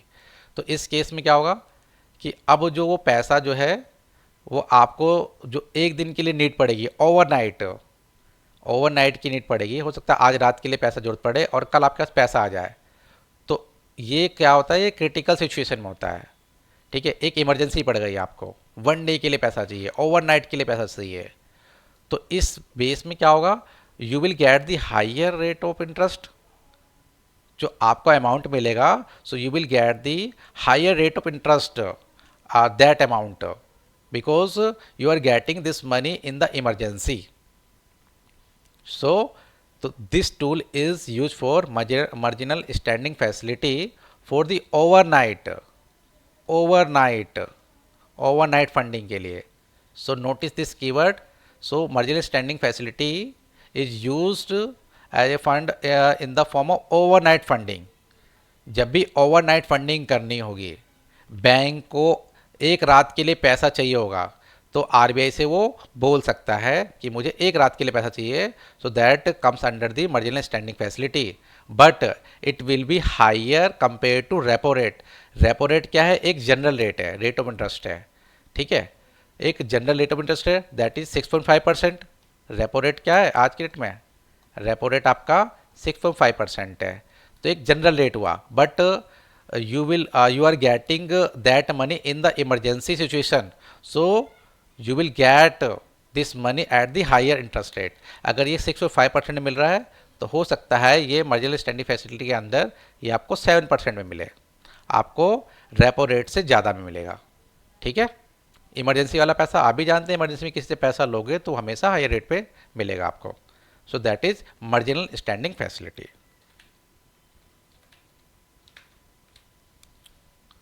सो यहाँ पर हम डिस्कस कर चुके हैं ओवरनाइट लोन्स। ओवरनाइट के लिए पैसा चाहिए तो ले सकता है आरबीआई के पास, आरबीआई से। ठीक है, अब यहाँ पे कुछ क्राइटेरिया है। सो बोरोइंग शेड्यूल कमर्शियल बैंक्स, ठीक है, ये इम्प्लीमेंट होता है शेड्यूल कमर्शियल बैंक के ऊपर। तो ये शेड्यूल कमर्शियल बैंक क्या है, ये 1% of NDTL, net demand and time liabilities. मैंने कहा था ना आपको कि कीवर्ड आपको पता होना चाहिए कि इस मॉड्यूल टूल्स में यूज होते होंगे, नहीं तो आपको कन्फ्यूजन हो जाएगी कि व्हाट इज़ दिस एनडीटीएल, तो आप समझ नहीं पाओगे स्टेटमेंट वाला। मतलब कि 1%, जो भी बैंक का एनडीटीएल होगा उसका 1% तक ही लोन ले सकते हैं। ठीक है, विद एसएलआर सिक्योरिटी। अच्छा, यहाँ पर एक छूट मिल गई है कि आप जो है अपना एसएलआर वाली जो सिक्योरिटी है, रेपो रेट में आपने देखा था एसएलआर वाली जो सिक्योरिटी थी उसको गिरवी नहीं रख सकते, बट मार्जिनल स्टैंडिंग फैसिलिटी के अंदर बैंक ने अपना एसएलआर वाला कोटा रखा था ना 18%, उसके अंदर आपका कैश के फॉर्म में, गवर्नमेंट सिक्योरिटी के फॉर्म में और अदर फॉर्म में भी पैसा जो है रख सकते हैं, गोल्ड के फॉर्म में। तो इन फॉर्म में पैसा जो रखा तो गवर्नमेंट सिक्योरिटी वाला जो ये जो पैसा है, इसको भी हम मान के चलिए एक लिक्विडेशन असेस्ट मान सकते हैं। तो ये वाला मनी मान के चलो, गवर्नमेंट सिक्योरिटी वाला, ये जो है मार्जिनल स्टैंडिंग फैसिलिटी के अंडर में इसको आप गिरवी रख सकते हो, बट रेपो रेट में ऐसी फैसिलिटी नहीं थी, बट मार्जिनल स्टैंडिंग फैसिलिटी में ये छूट दे दी गई है बैंक को कि आप एसएलआर का कोटा रख सकते हो। ठीक है, that is the main different, and आपको ये पता होना चाहिए। डिस्कस कर चुके हैं marginal standing facility is more than repo rate. Okay, और इसमें एक क्राइटेरिया रखा है कि मिनिमम आपको 1 करोड़ रुपीज़ लेना ही पड़ेगा। 1 करोड़ के ऊपर आप 2 करोड़ 5 करोड़ इतना ले सकते हो, बट 1% से ज़्यादा नहीं होना चाहिए किसका, एनडीटीएल का। Okay, so I hope you are understanding this concept। now next is market operation। so यहाँ पर market operation, what is this market operation?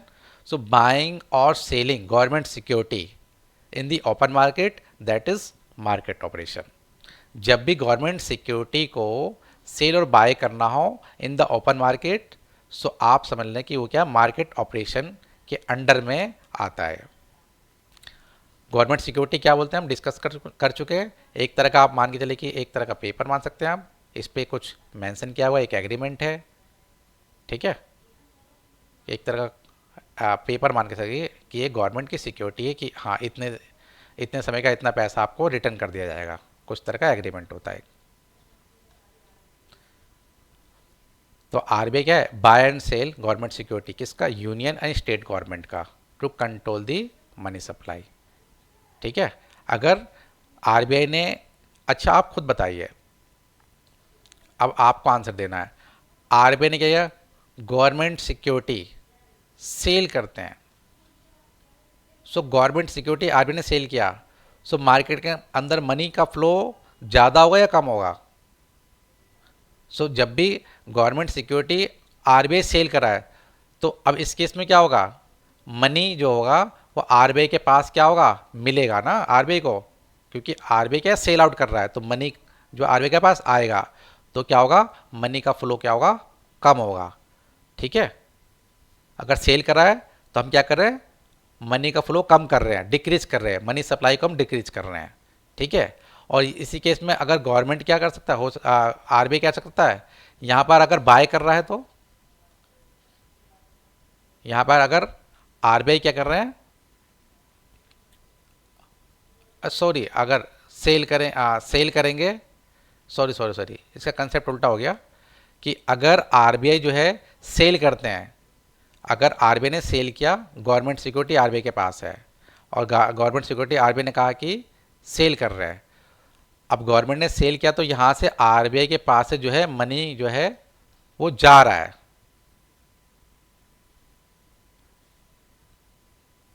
एक सेकेंड, एक दोबारा ड्रॉ करता हूँ मैं इसको,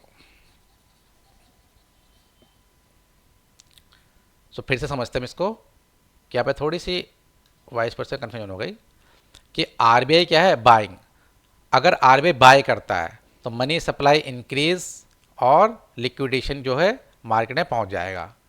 जैसे आरबीआई ने क्या किया, यहाँ पर गवर्नमेंट सिक्योरिटी जो है वो बाय कर रहा है, कहाँ से, मार्केट के अंदर से, मार्केट के अंदर से बाय करेंगे, तो आरबीआई से क्या होगा, आरबीआई से क्या होगा, मनी का फ्लो जाएगा, क्योंकि कोई भी चीज़ आरबीआई खरीद रहा है तो आरबीआई को पैसा देना पड़ेगा। ठीक है, तो इसका मतलब आरबीआई के पास से पैसा जा रहा है मार्केट के अंदर, तो हम इसको बोलेंगे, जब भी आरबीआई के पास से पैसा जा रहा होगा, तो आप समझ लें कि मार्केट के अंदर क्या हो रहा है, लिक्विडेशन हो रहा है। ठीक है, मनी का फ्लो ज़्यादा हो रहा है, मनी का फ्लो ज़्यादा करने के लिए ऐसा किया जा रहा है। ठीक है, ठीक वैसा ही अगर आरबीआई इसका अपोजिट करने लग जाए, गवर्नमेंट सिक्योरिटी को सेल आउट करने लग जाए, सेल करे, तो अब क्या होगा मार्केट के अंदर, अब आरबीआई सेल कर रहा है, कोई भी चीज़ आरबीआई सेल करेगा, तो मार्केट के अंदर से पैसा जो होगा वो आरबीआई के पास क्या होगा, आएगा। ठीक है, तो अब क्या होगा, इसमें ऑब्जर्व द लिक्विडेशन, मतलब कि मार्केट के अंदर से मनी का फ्लो जो है वो विड्रॉ कर रहे हैं आरबीआई। ओके, सो ये कंसेप्ट है, ये हम ऑलरेडी डिस्कस कर चुके हैं, but notice here that this is part of borrowing programs. ये बोरोइंग एक तरह का क्या है, उधार वाले के अंडर में आता है। जब भी मार्केट इस तरह काम करता है तो समझ लो कि वो उधार उधार का काम कर रहा है, वो उधार ले रहा है वो। ठीक है, तो उधार प्रोग्राम आ जाएगा। ठीक है, मार्केट स्टेबलाइजेशन स्कीम, तो इसके अंदर क्या होता है, इसमें आरबीआई सेल्स करता है गवर्नमेंट सिक्योरिटी, ट्रेजरी बिल्स।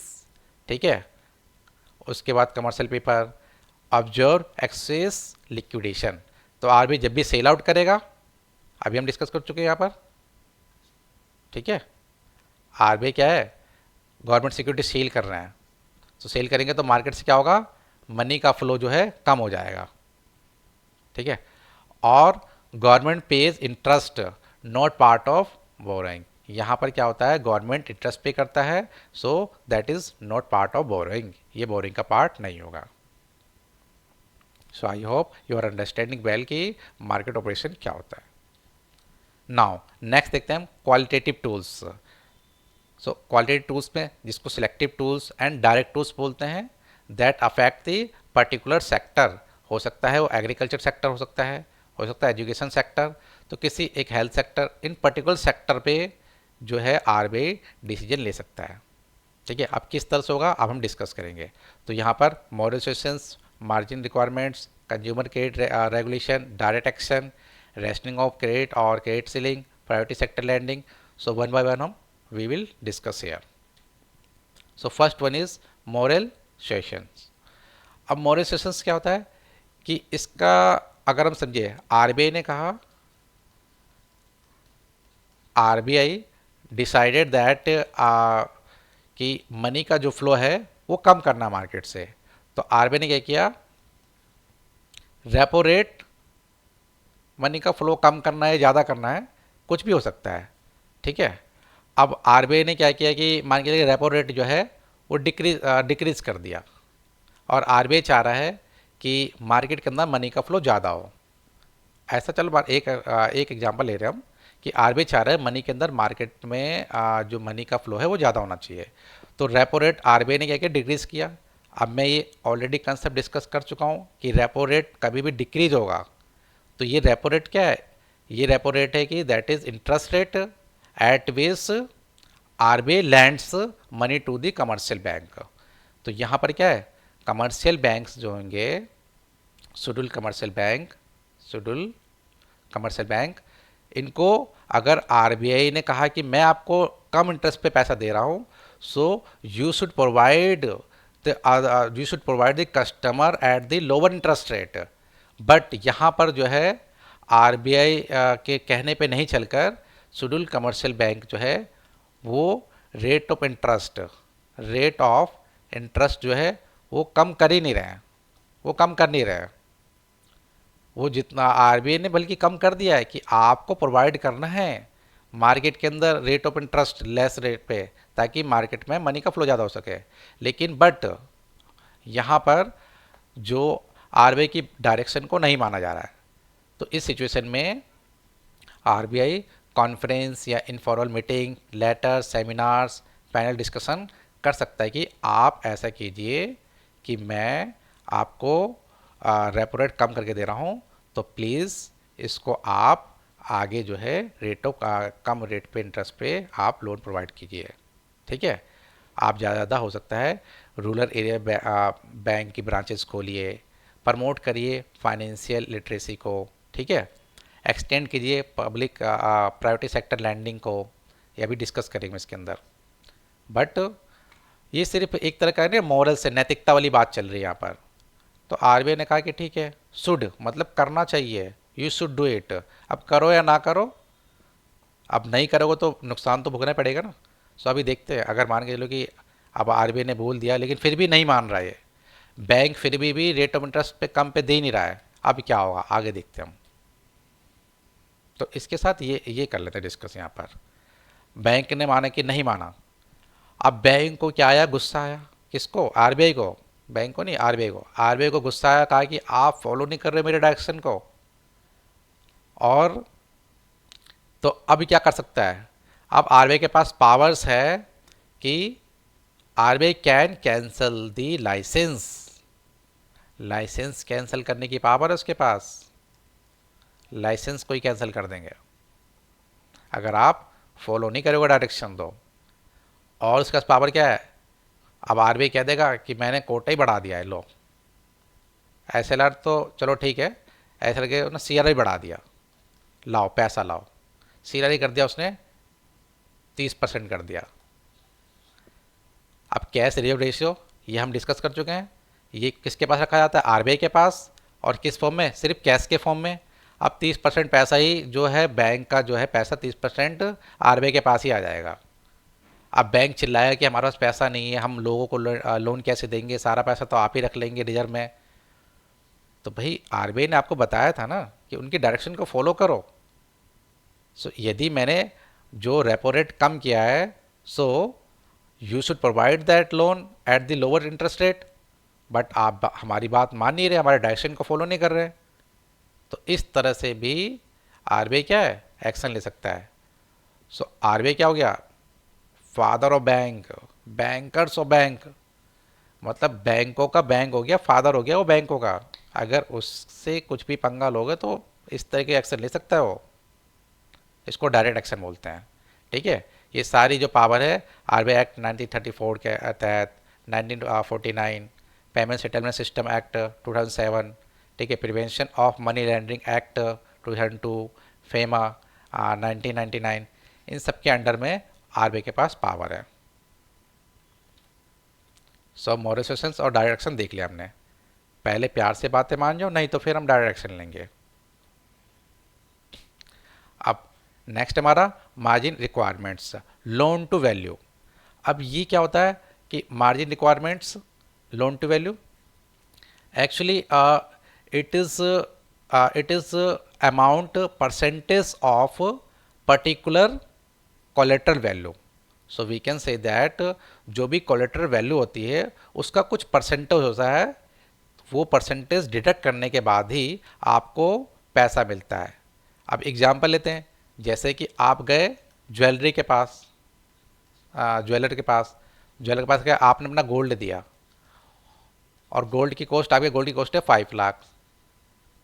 सो जो गोल्ड की कॉस्ट 5 लाख रुपीस है, सो क्या वो ज्वेलरी वाला पर्सन जो है आपको पूरे के पूरे 5 लाख रुपीस देगा?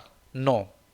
सो ही विल डिडक्ट, कुछ परसेंटेज डिडक्ट करता है ना वो, सो वो कुछ परसेंटेज डिडक्ट करेगा, कुछ परसेंट जो है डिडक्ट करने के बाद ही वो आपको पैसा जो है देगा। गोल्ड का जो भी कॉस्ट होगी 5 लाख से है, तो हो सकता है उस पर 10% जो डिडक्ट करके तो आपको वो 4.5 लाख रुपीस वो आपको पैसा दे दे।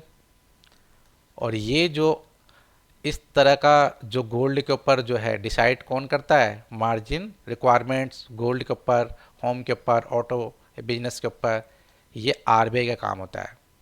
ठीक है, आरबीआई डिसाइड करता है। अगर आरबीआई डिसाइड ना करे तो ऐसा क्या होगा, सारे लोग क्या होंगे, गोल्ड और प्रॉपर्टी कागज़ लेके आएंगे, मेरी प्रॉपर्टी की कॉस्ट जो है 1 करोड़ रुपीज़ है, मुझे 1 करोड़ रुपीज़ दे दीजिए पूरी की पूरी। तो जो बैंक के पास क्या होगा, सिर्फ प्रॉपर्टी के कागज़ रहेंगे, कैश के फॉर्म में पैसा रहेगा ही नहीं रहेगा। और होगा क्या, इसमें मार्केट के अंदर क्रंच आ जाएगा और मार्केट फेल हो जाएगा। इस तरह का ही जो है 2008 में जो फाइनेंशियल क्राइसिस देखने को मिला था ना यूएसए के अंदर, कुछ ऐसा ही हुआ था वहाँ पर कि जितने भी प्रॉपर्टी हैं उनको प्रॉपर्टी में डिपॉजिट कराया और प्रॉपर्टी 1 करोड़ की कॉस्ट थी, उसका क्या है, मार्जिनल रिक्वायरमेंट इतना कम किया और सबको लोन प्रोवाइड देते गए और लास्ट में उनका सिर्फ प्रॉपर्टी ही रह गई, कैश के फॉर्म में पैसा रह ही नहीं गया। ठीक है, तो इसको मैनेज करने के लिए, डिमांड को मैनेज करने के लिए मार्जिन रिक्वायरमेंट्स जो है वो सेट किया जाता है। एग्जाम्पल देख चुके हम। ठीक है, तो ये मार्जिन रिक्वायरमेंट्स हो गया। अब नेक्स्ट हमारा कंज्यूमर क्रेडिट कंट्रोल, इसको हम ईएमआई बोल सकते हैं। ईएमआई के आपने देखा होगा कि ईएमआई के बेस पे आज जो सामान लेके आ रहे हैं, fridge, cooler, AC, what AC, जो भी कुछ आप लेके आ रहे हैं, तो आज आपको फैसिलिटी मिल जाती है कि ईएमआई के बेस पे आप ले सकते हो सारी चीज़ें। बट क्या आपको लगता है कि अगर ईएमआई की कॉस्ट और डाउन पेमेंट की कॉस्ट बढ़ जाए तो क्या सभी लोग ले सकते हैं? नहीं ले सकते ना। अब मान के कार का एग्जांपल लेते हैं। अब कार की डाउन पेमेंट है, आपकी कार की डाउन पेमेंट हो गई 2 लाख रुपीस। कार की डाउन पेमेंट 2 लाख रुपीस है, पहली सिचुएशन ये है। दूसरी सिचुएशन ये कि कार की डाउन पेमेंट हो गई आपकी 50,000 रुपये, 50 के। अब इन दोनों सिचुएशन बताइए कस्टमर कहाँ पे ज़्यादा आएंगे, कि फर्स्ट कंडीशन में या सेकंड कंडीशन में? ऑब्वियसली सेकंड कंडीशन में, because there is less down payment, only 50,000, so there will be more customer and it will attract the more customer because they will have to pay only 50,000 as a down payment and they can get that car. But in the first situation, so there is down payment as 2 lakh rupees, so अब यहाँ पर customer का क्या होगा, customer less होंगे क्योंकि जिनके पास capacity होगी 2 लाख रुपीस की वही डाउन पेमेंट दे सकते हैं। ओके, अब जिनका कैपेसिटी नहीं होगी 2 लाख रुपीस पे करने की, so they will not get that car. तो फर्स्ट सिचुएशन में लेस, कम अमाउंट, कम होंगे यहाँ पर कस्टमर। सेकेंड सिचुएशन में कस्टमर ज़्यादा होंगे। तो ये डाउन पेमेंट, चाहे आपकी ड्यूरेशन, इंटरेस्ट रेट, ये तीनों इसके अंडर में आते हैं। ये भी आरबीआई कंट्रोल करता है। अब ये डाउन पेमेंट हो गया, अब ईएमआई भी हो सकता है ना। किसी की ईएमआई 20 मंथ्स की हो सकती है, 60 मंथ्स की हो सकती है।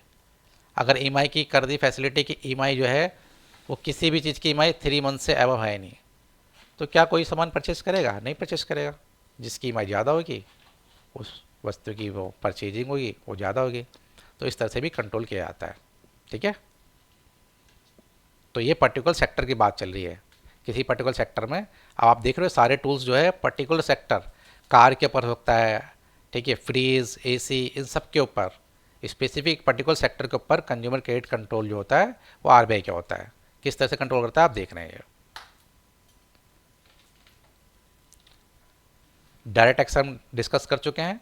अब rationing of credit, credit ceiling, ये भी आरबीआई डिसाइड करता है कि एक पर्टिकुलर सेक्टर के अंदर जो है आपको इससे लिमिट से ऊपर जो है आपको क्रेडिट नहीं देना है। जैसे housing sector, education sector, business sector, तो एक सेट कर दिया कि आपको जो है एजुकेशन सेक्टर में आपको 100 करोड़ रुपये देने हैं, ठीक है, बिजनेस सेक्टर के अंदर आपको 50 करोड़ देने हैं।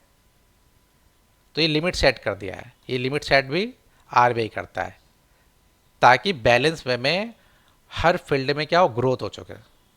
अगर हर फील्ड में ग्रोथ नहीं होगा तो फिर हमारी इकोनॉमी डिग्रेडेशन में चली जाएगी। ठीक है, इन्फ्लेशन बहुत ज़्यादा हो जाएगा। तो ये रेशनिंग ऑफ क्रेडिट भी डिसाइड कौन करता है? आरबीआई। जैसे कि आप देख सकते हैं एग्जाम्पल, एजुकेशन सेक्टर में 100 करोड़ रुपये डिसाइड कर दिया गया है, तो बैंक को इतना देना पड़ेगा, मैक्सिमम इतना। ठीक वैसे ही बिजनेस में सेट कर सकता है ऐसा। Priority sector lending. सो अब ये what is this priority sector landing?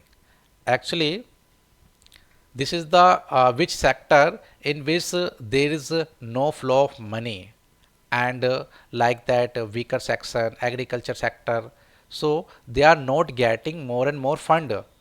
So RBI ने डिसाइड किया कि there is need of priority sector landing.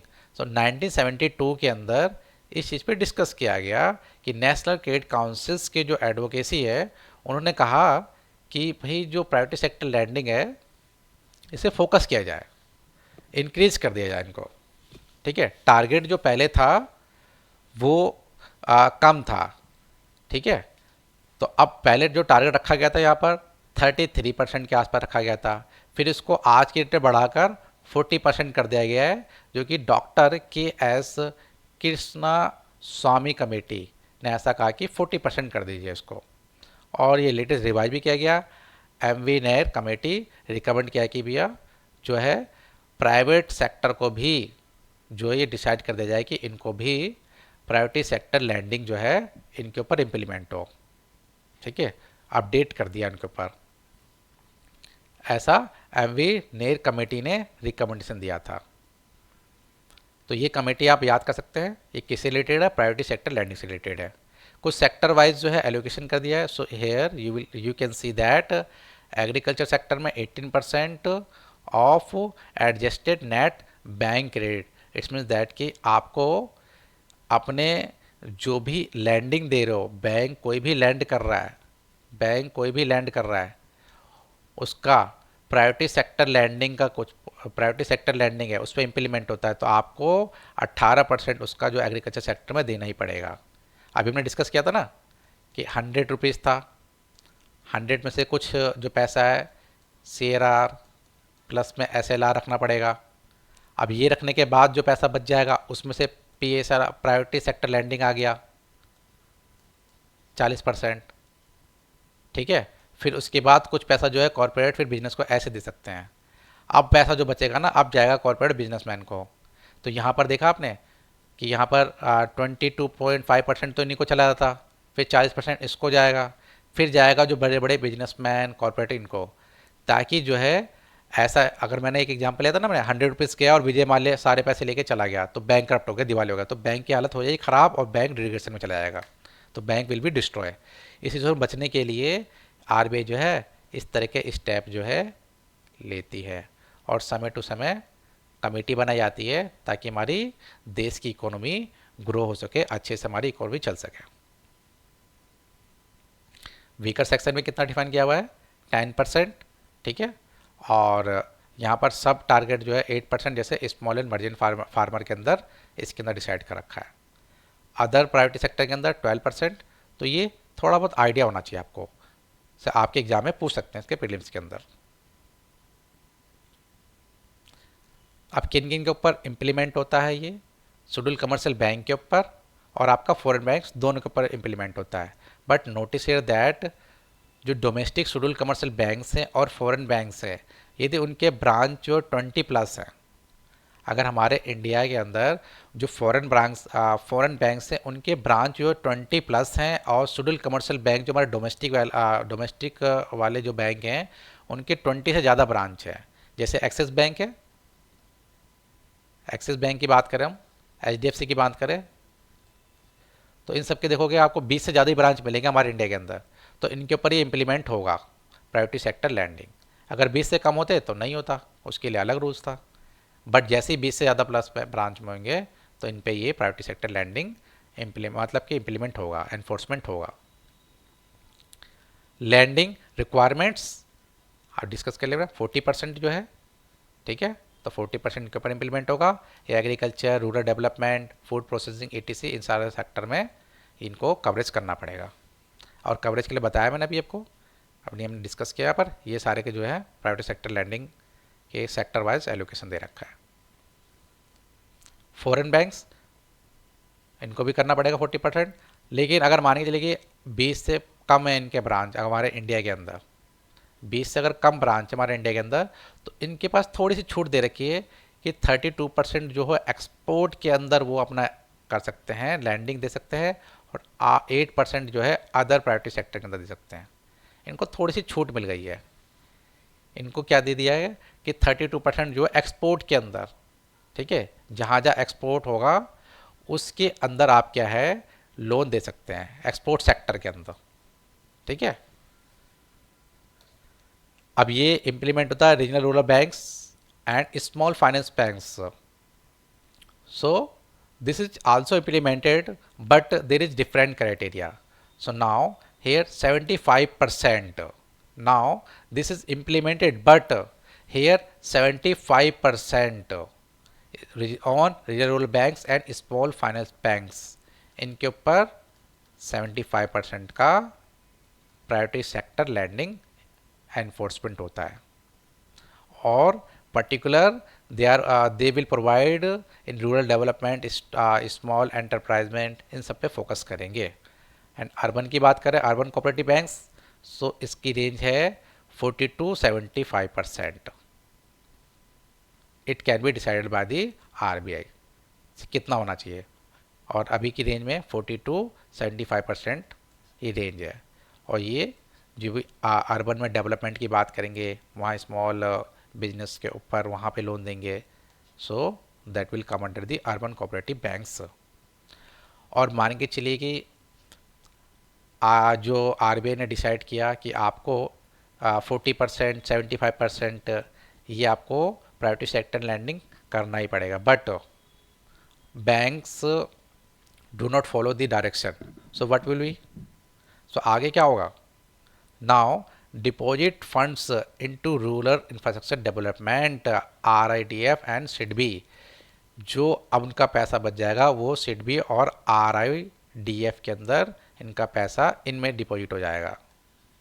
मतलब कि डिपॉजिट नहीं, मतलब ये लैंडिंग मान के चलो, इनमें लैंडिंग किया जाएगा पैसा। जो भी आपके जो बैंक है, बैंक ने फॉलो नहीं किया, 40% नहीं उन्होंने दिया प्राइवेट सेक्टर लैंडिंग को, तो उनका पैसा जो है इन दोनों के अंदर क्या कर दिया जाएगा, लैंडिंग कर दिया जाएगा। अब इन दोनों में लैंड करने से क्या नुकसान होगा? एक्चुअली पहली चीज़ तो ये लॉन्ग टर्म के लिए होता है, 10 साल के लिए इनका पैसा ब्लॉक हो जाएगा, 10 साल के लिए, 15 साल के लिए, क्योंकि रूरल इंफ्रास्ट्रक्चर डेवलपमेंट फंड और SIDBI इन सब के अंदर 10 साल के लिए इनका पैसा ब्लॉक हो जाएगा। और इनका रेट ऑफ इंटरेस्ट जो है वो भी बहुत कम पे करते हैं लोग, रेट ऑफ इंटरेस्ट जो होता है वो बहुत लेस होता है इनका। तो इससे क्या होगा, बैंक के पास होगा रेट ऑफ इंटरेस्ट कम आएगा, ठीक है, और लॉन्ग टर्म के लिए उनका पैसा ब्लॉक हो जाएगा, वो कॉर्पोरेट को पैसा दे नहीं पाएंगे। तो इस तरह से क्या होगा, बैंक हो जाएगा, इससे अच्छा क्या है प्राइवेट सेक्टर लैंडिंग रहेगा, उसको फॉलो कर ही लो, नहीं तो हमारा पैसा कम रेट पे इंटरेस्ट पे लगेगा और बहुत लंबे समय तक ब्लॉक हो जाएगा, पैसा फंस जाएगा। ओके, नाउ नेक्स्ट क्या है, मॉनेटरी पॉलिसी कमेटी। सो ये कमेटी जो है ये जो किसके द्वारा रिकमेंड किया गया था, उर्जित पटेल कमेटी 2014 के द्वारा। इनको रिकमेंड किसने किया था, उर्जित पटेल कमेटी। और इसका ऑब्जेक्टिव था effectiveness and transparency of monetary policy. जो भी मॉनेटरी पॉलिसी के अंदर डिसीजन लिए जाते थे वो फर्स्टली जो इससे पहले था, अगर इससे पहले की बात करें हम 2014 से पहले की और 15 से पहले की, तो इससे पहले सेंट्रलाइज था सब कुछ। सेंट्रलाइज का मतलब था कि जो सारी की सारी जो पावर थी वो चली गई थी, पावर किसके पास, वो सारी की सारी पावर चली गई थी आपके पास, मतलब कि इनडायरेक्टली जो आरबीआई के पास, वो आरबीआई ही सारा डिसीजन ले रहा था। तो इसको अवॉइड करने के लिए, इसको इफेक्टिवनेस और ट्रांसपेरेंसी करने के लिए ये मॉनेटरी पॉलिसी कमेटी लेके आई। और इसको जो लीगल फ्रेमवर्क दिया गया है, it is under the section 45ZB। So you will have to remember this. ये गवर्न कहता है section 45ZB and amended RBI act 1934। जो इसको अमेंड करके 1934 को अमेंड करके ये लेके आया गया सेक्शन 45ZB। फंक्शंस क्या है कि इम्प्लीमेंट करना मॉनेटरी पॉलिसी को, okay. Goal achieve government set inflation target, जो भी इन्फ्लेशन टारगेट सेट किया गया है उसको अचीव करना। अब इस कमेटी के बारे में देखते हैं आगे कि इसमें कौन कौन से मेंबर्स होते हैं, कहाँ कहाँ से मेंबर्स सिलेक्ट किए जाते हैं। सो ये टोटल मेंबर्स जो होते हैं 6 मेंबर्स होते हैं। 6 मेंबर की कमेटी होती है, 3 from RBI and other 3 from the government, okay. Now 3 here. Chairperson, एक चेयरपर्सन होता है। Now currently Shaktikanta Das, that is governor of RBI x officio. X officio का मतलब होता है एक पर्सन, 1 पर्सन जो है वो multiple post, 1 person on multiple post. एक पर्सन जो है मल्टीपल पोस्ट पे हायर हो सकता है, उसको बोलते हैं एक्स ऑफिसो। क्योंकि यहाँ पर देखिए, यहाँ पर दूसरी कमेटी एक और है, सर्च कमेटी। सर्च कमेटी के अंदर भी यहाँ पे आपको दिखेगा आरबीआई के गवर्नर, ठीक है। आरबीआई गवर्नर भी इसके अंदर सर्च कमेटी के अंदर मेंबर होते हैं। तो यहाँ पर एक ऑलरेडी पोस्ट है इनके पास, यहाँ पर है चेयरपर्सन इस कमेटी के, किसके, मॉनेटरी पॉलिसी कमेटी के चेयरपर्सन है। और यहाँ पर सर्च कमेटी के अंदर भी यहाँ पर जो ऐसे यहाँ पर सर्व कर रहा है एज ए मेंबर के थ्रू, तो दोनों में सर्व कर रहे हैं। तो हम बोल सकते हैं इसको एक्स ऑफिसो चेयरपर्सन। दूसरा यहाँ पर डिप्टी गवर्नर, जो आज की डेट में कौन है, माइकल पत्रा। फिर यहाँ पर एक पर्सन जो नॉमिनेट किया जाता है किसके, central board of RBI, RBI का जो सेंट्रल बोर्ड होता है वहाँ से एक पर्सन वहाँ से नॉमिनेट किया जाता है। तो 3 मेंबर्स, ये 3 मेंबर्स हो गए कहाँ के, ये आरबीआई के हो गए। और अदर जो 3 मेंबर्स जो होंगे, other 3 members are appointed by the government. तो ये गवर्नमेंट के द्वारा अपॉइंट किया जाता है। बट गवर्नमेंट के द्वारा अपॉइंट किया जाता है, ऐसा नहीं कि गवर्नमेंट के द्वारा अपॉइंट किया किसी को भी अपॉइंट कर लिया जाएगा। वहाँ भी डिस्कशन किया जाता है कि किसको भेजा जाए, कौन जो है फाइनेंस के अंदर इकोनॉमी का एक्सपर्ट है। तो यहाँ एक कमेटी बैठती है, search committee. Search committee decide करती है और कि ये 3 मेंबर कौन कौन से होने चाहिए। और सर्च कमेटी के अंदर जो मेंबर होते हैं वो आप यहाँ देखोगे। सर्च कमेटी के अंदर एक होगा कैबिनेट सेक्रेटरी, जो आज की डेट में राजीव गौबा है। फिर आपका secretary department of economy affairs, जो आपके अजय सेठ हैं। फिर आरबीआई गवर्नर खुद होते हैं, शक्तिकांत दास भी जी होते हैं यहाँ पर। फिर 3 अदर एक्सपर्ट होते हैं जो इकोनॉमी बैंकिंग सेक्टर के अंदर होते हैं। तो ये 3 ये मेंबर और 3 ये मेंबर, टोटल 6 मेंबर ये हो गए सर्च कमेटी के अंदर। तो ये 6 मेंबर जो हैं ये डिसाइड करते हैं कि 3 मेंबर्स कौन से होने चाहिए। और सर्च कमेटी के अंदर भी 6 मेंबर हैं जो डिसाइड करेंगे कि 3 मेंबर्स कौन से जो है मॉनेटरी पॉलिसी कमेटी के अंदर जाने चाहिए, अपॉइंट होने चाहिए, okay.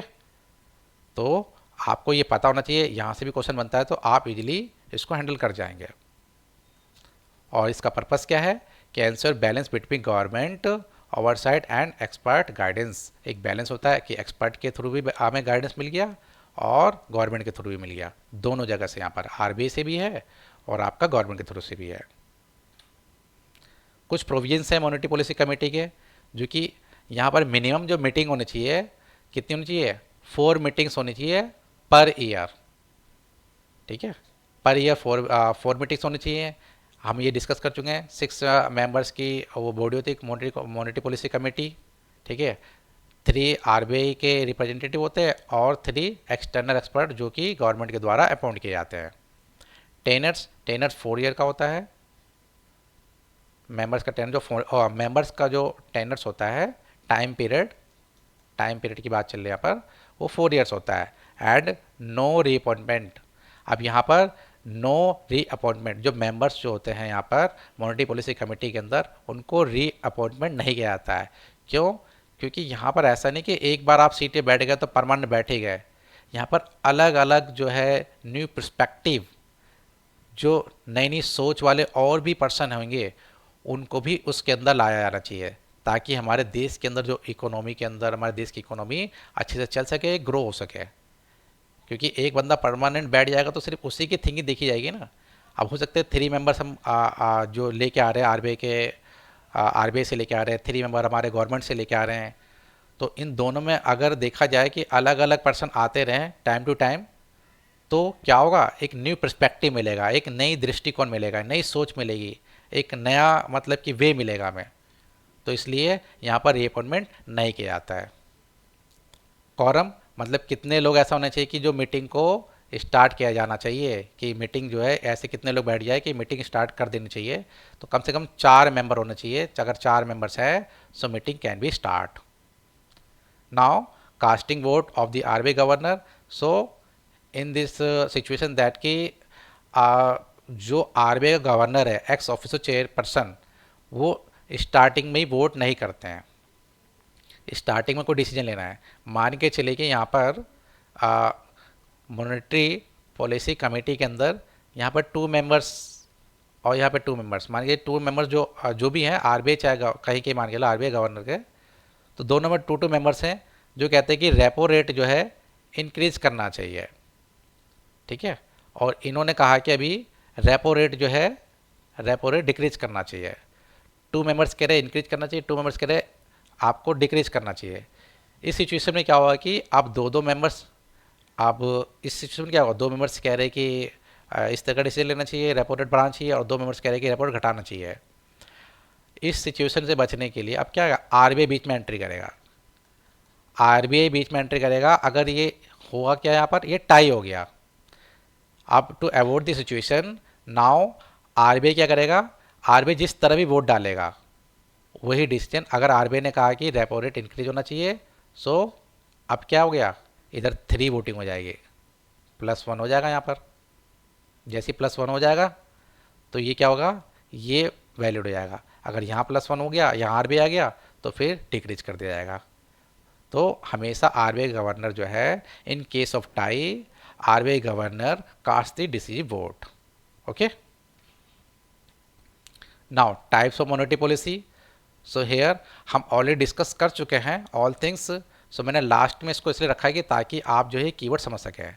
So there are 2 types of monetary policy. First one is expansionary monetary policy and second is contractionary monetary policy. Expansion means, हमेशा एक्सपेंशन मीन्स क्या होगा, expansion means flow of money. अगर इसकी बात करूं तो एक सिंपल आप समझ सकते हो, फ्लो ऑफ मनी। ठीक है, रिड्यूस मनी,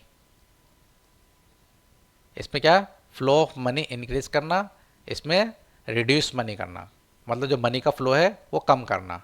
एक्सपेंशन का मतलब बढ़ाना, कॉन्ट्रैक्शन का मतलब घटाना। तो इंक्रीज, इसका मेन पर्पस क्या है, increase the money supply. Okay, and अब ऑब्जेक्टिव क्या, stimulate economy activity, enhance consumer spending, reduce unemployment. ये सब हम डिस्कस कर चुके हैं, किस तरह से जो है इकोनॉमी स्टेबिलिटी होती है। पैसा अगर ज़्यादा जाता है मार्केट के अंदर तो लोगों के हैंड में पैसा ज़्यादा जाएगा, और जब ज़्यादा जाएगा तो इन्वेस्टमेंट ज़्यादा करेंगे, कंजम्पशन ज़्यादा करेंगे, प्रोडक्टिविटी बढ़ेगी, इकोनॉमी ग्रोथ बढ़ेगी। ओके, तो ये कंसेप्ट हम समझ चुके हैं पहले से ही। मैकेनिज्म क्या है, अब किस किस तरह से आप एक्सपेंशन कर सकते हैं, आरबीआई के पास क्या क्या टूल्स है। रिड्यूस इंटरेस्ट रेट, हमने डिस्कस किया था, इंटरेस्ट रेट को कम कर दो। आरबीआई कौन सा इंटरेस्ट रेट कम करेगा, आरबीआई अपना रेपो रेट कम करेगा, रेपो रेट के बाद फिर आपका आगे बैंक अपना जो इंटरेस्ट रेट कम करेगा। तो बैंक का इंटरेस्ट रेट कम करेगा तो फर्दर जो है आपके जो बिजनेसमैन होंगे और कॉर्पोरेट होंगे उनको कम इंटरेस्ट पे मिलेगा। जब उनको कम मिलेगा तो वो नई नई फैक्ट्री, नए नए जो इंडस्ट्री इस्टेब्लिश करेंगे, नए नए एम्प्लॉयमेंट हायर करेंगे। तो इस केस में क्या होगा, अब क्या होगा, मार्केट के अंदर इकोनॉमिक ग्रोथ होगी और कम रेट पे पैसा मिलेगा, प्रोडक्टिविटी बढ़ेगी। ये सारे क्या है, एक साइकिल में है। कोई भी एक डिसीजन आरबीआई का पूरे इकोनॉमी इफेक्ट डाल रहा है, आप देख रहे हैं ये चीज़।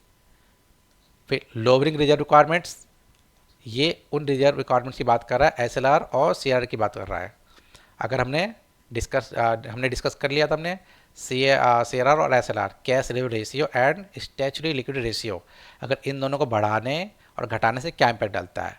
अगर क्या किया इन्होंने कि अगर कम कर दिया गया, रिजर्व रिक्वायरमेंट्स कम कर दिया गया, जो आज की डेट में हमारा कितना है 22.5% है, इतना है, तो उसके बाद जो बच जाएगा पैसा तब जाके बैंक आगे फर्दर जो है लोन देगा। बट अगर इसको हमने क्या किया, इसको हमने और कम कर दिया, इसको हमने 10% कर दिया, तो बैंक के पास ज़्यादा पैसा हो जाएगा मतलब लोन देने के लिए, तो मार्केट के अंदर मनी का फ्लो ज़्यादा हो जाएगा। Purchasing government security, government security को परचेज कर लिया, बैंक के पास गवर्नमेंट सिक्योरिटी है, बैंक के पास गवर्नमेंट सिक्योरिटी है, उसको आरबीआई ने परचेज कर लिया। तो आरबीआई ने जब परचेज किया इसको, तो आरबीआई क्या करेगा, मनी देगा ना बैंक को, मनी फ्लो होगा तो बैंक आगे मनी आगे मार्केट में दे सकता है। तो ये सारे मैकेनिज्म है। रिस्क क्या होता है, पोटेंशियल फॉर हाइपर इन्फ्लेशन, मतलब कि इसमें रिस्क ये हो सकता है कि अगर आपने कम कर दिया, अगर इंटरेस्ट रेट ज़्यादा कम कर दिया और आपने रिजर्व रिक्वायरमेंट ज़्यादा कम कर दिया, गवर्नमेंट से ज़्यादा परचेज कर ली, तो हो सकता है कि मार्केट के अंदर जो है इन्फ्लेशन, महंगाई जो है हाइपर इन्फ्लेशन पहुंच जाए, ज़्यादा महंगाई हो जाए, लोगों के हाथ में ज़्यादा पैसा पहुंच जाए, बहुत ज़्यादा हो जाए, तो वो भी ठीक नहीं है। इसके चांस हो सकता है हाइपर इन्फ्लेशन के इस टूल्स के अंदर। तो मैनेज होना चाहिए, बैलेंस में होना चाहिए।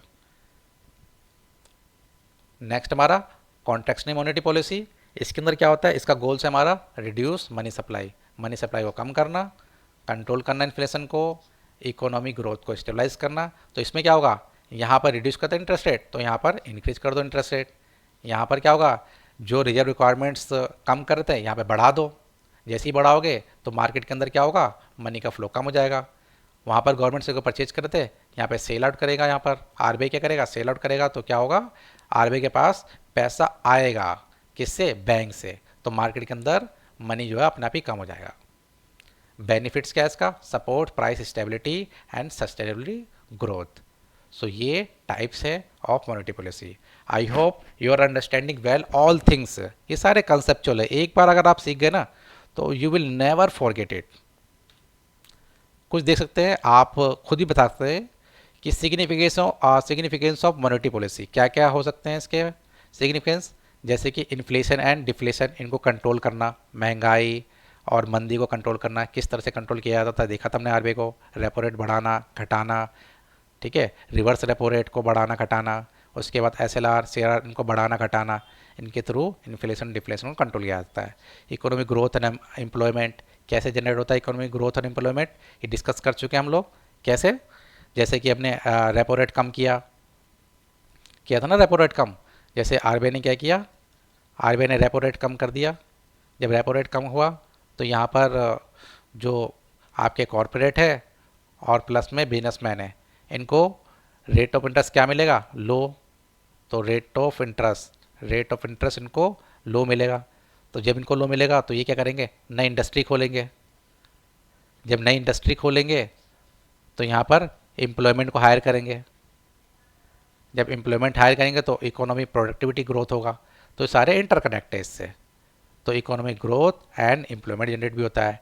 Interest rate and credit availability, इसको भी कंट्रोल करता है। किस तरह हम देखा हमने कैसे हम इंटरेस्ट रेट को कंट्रोल कर सकते हैं।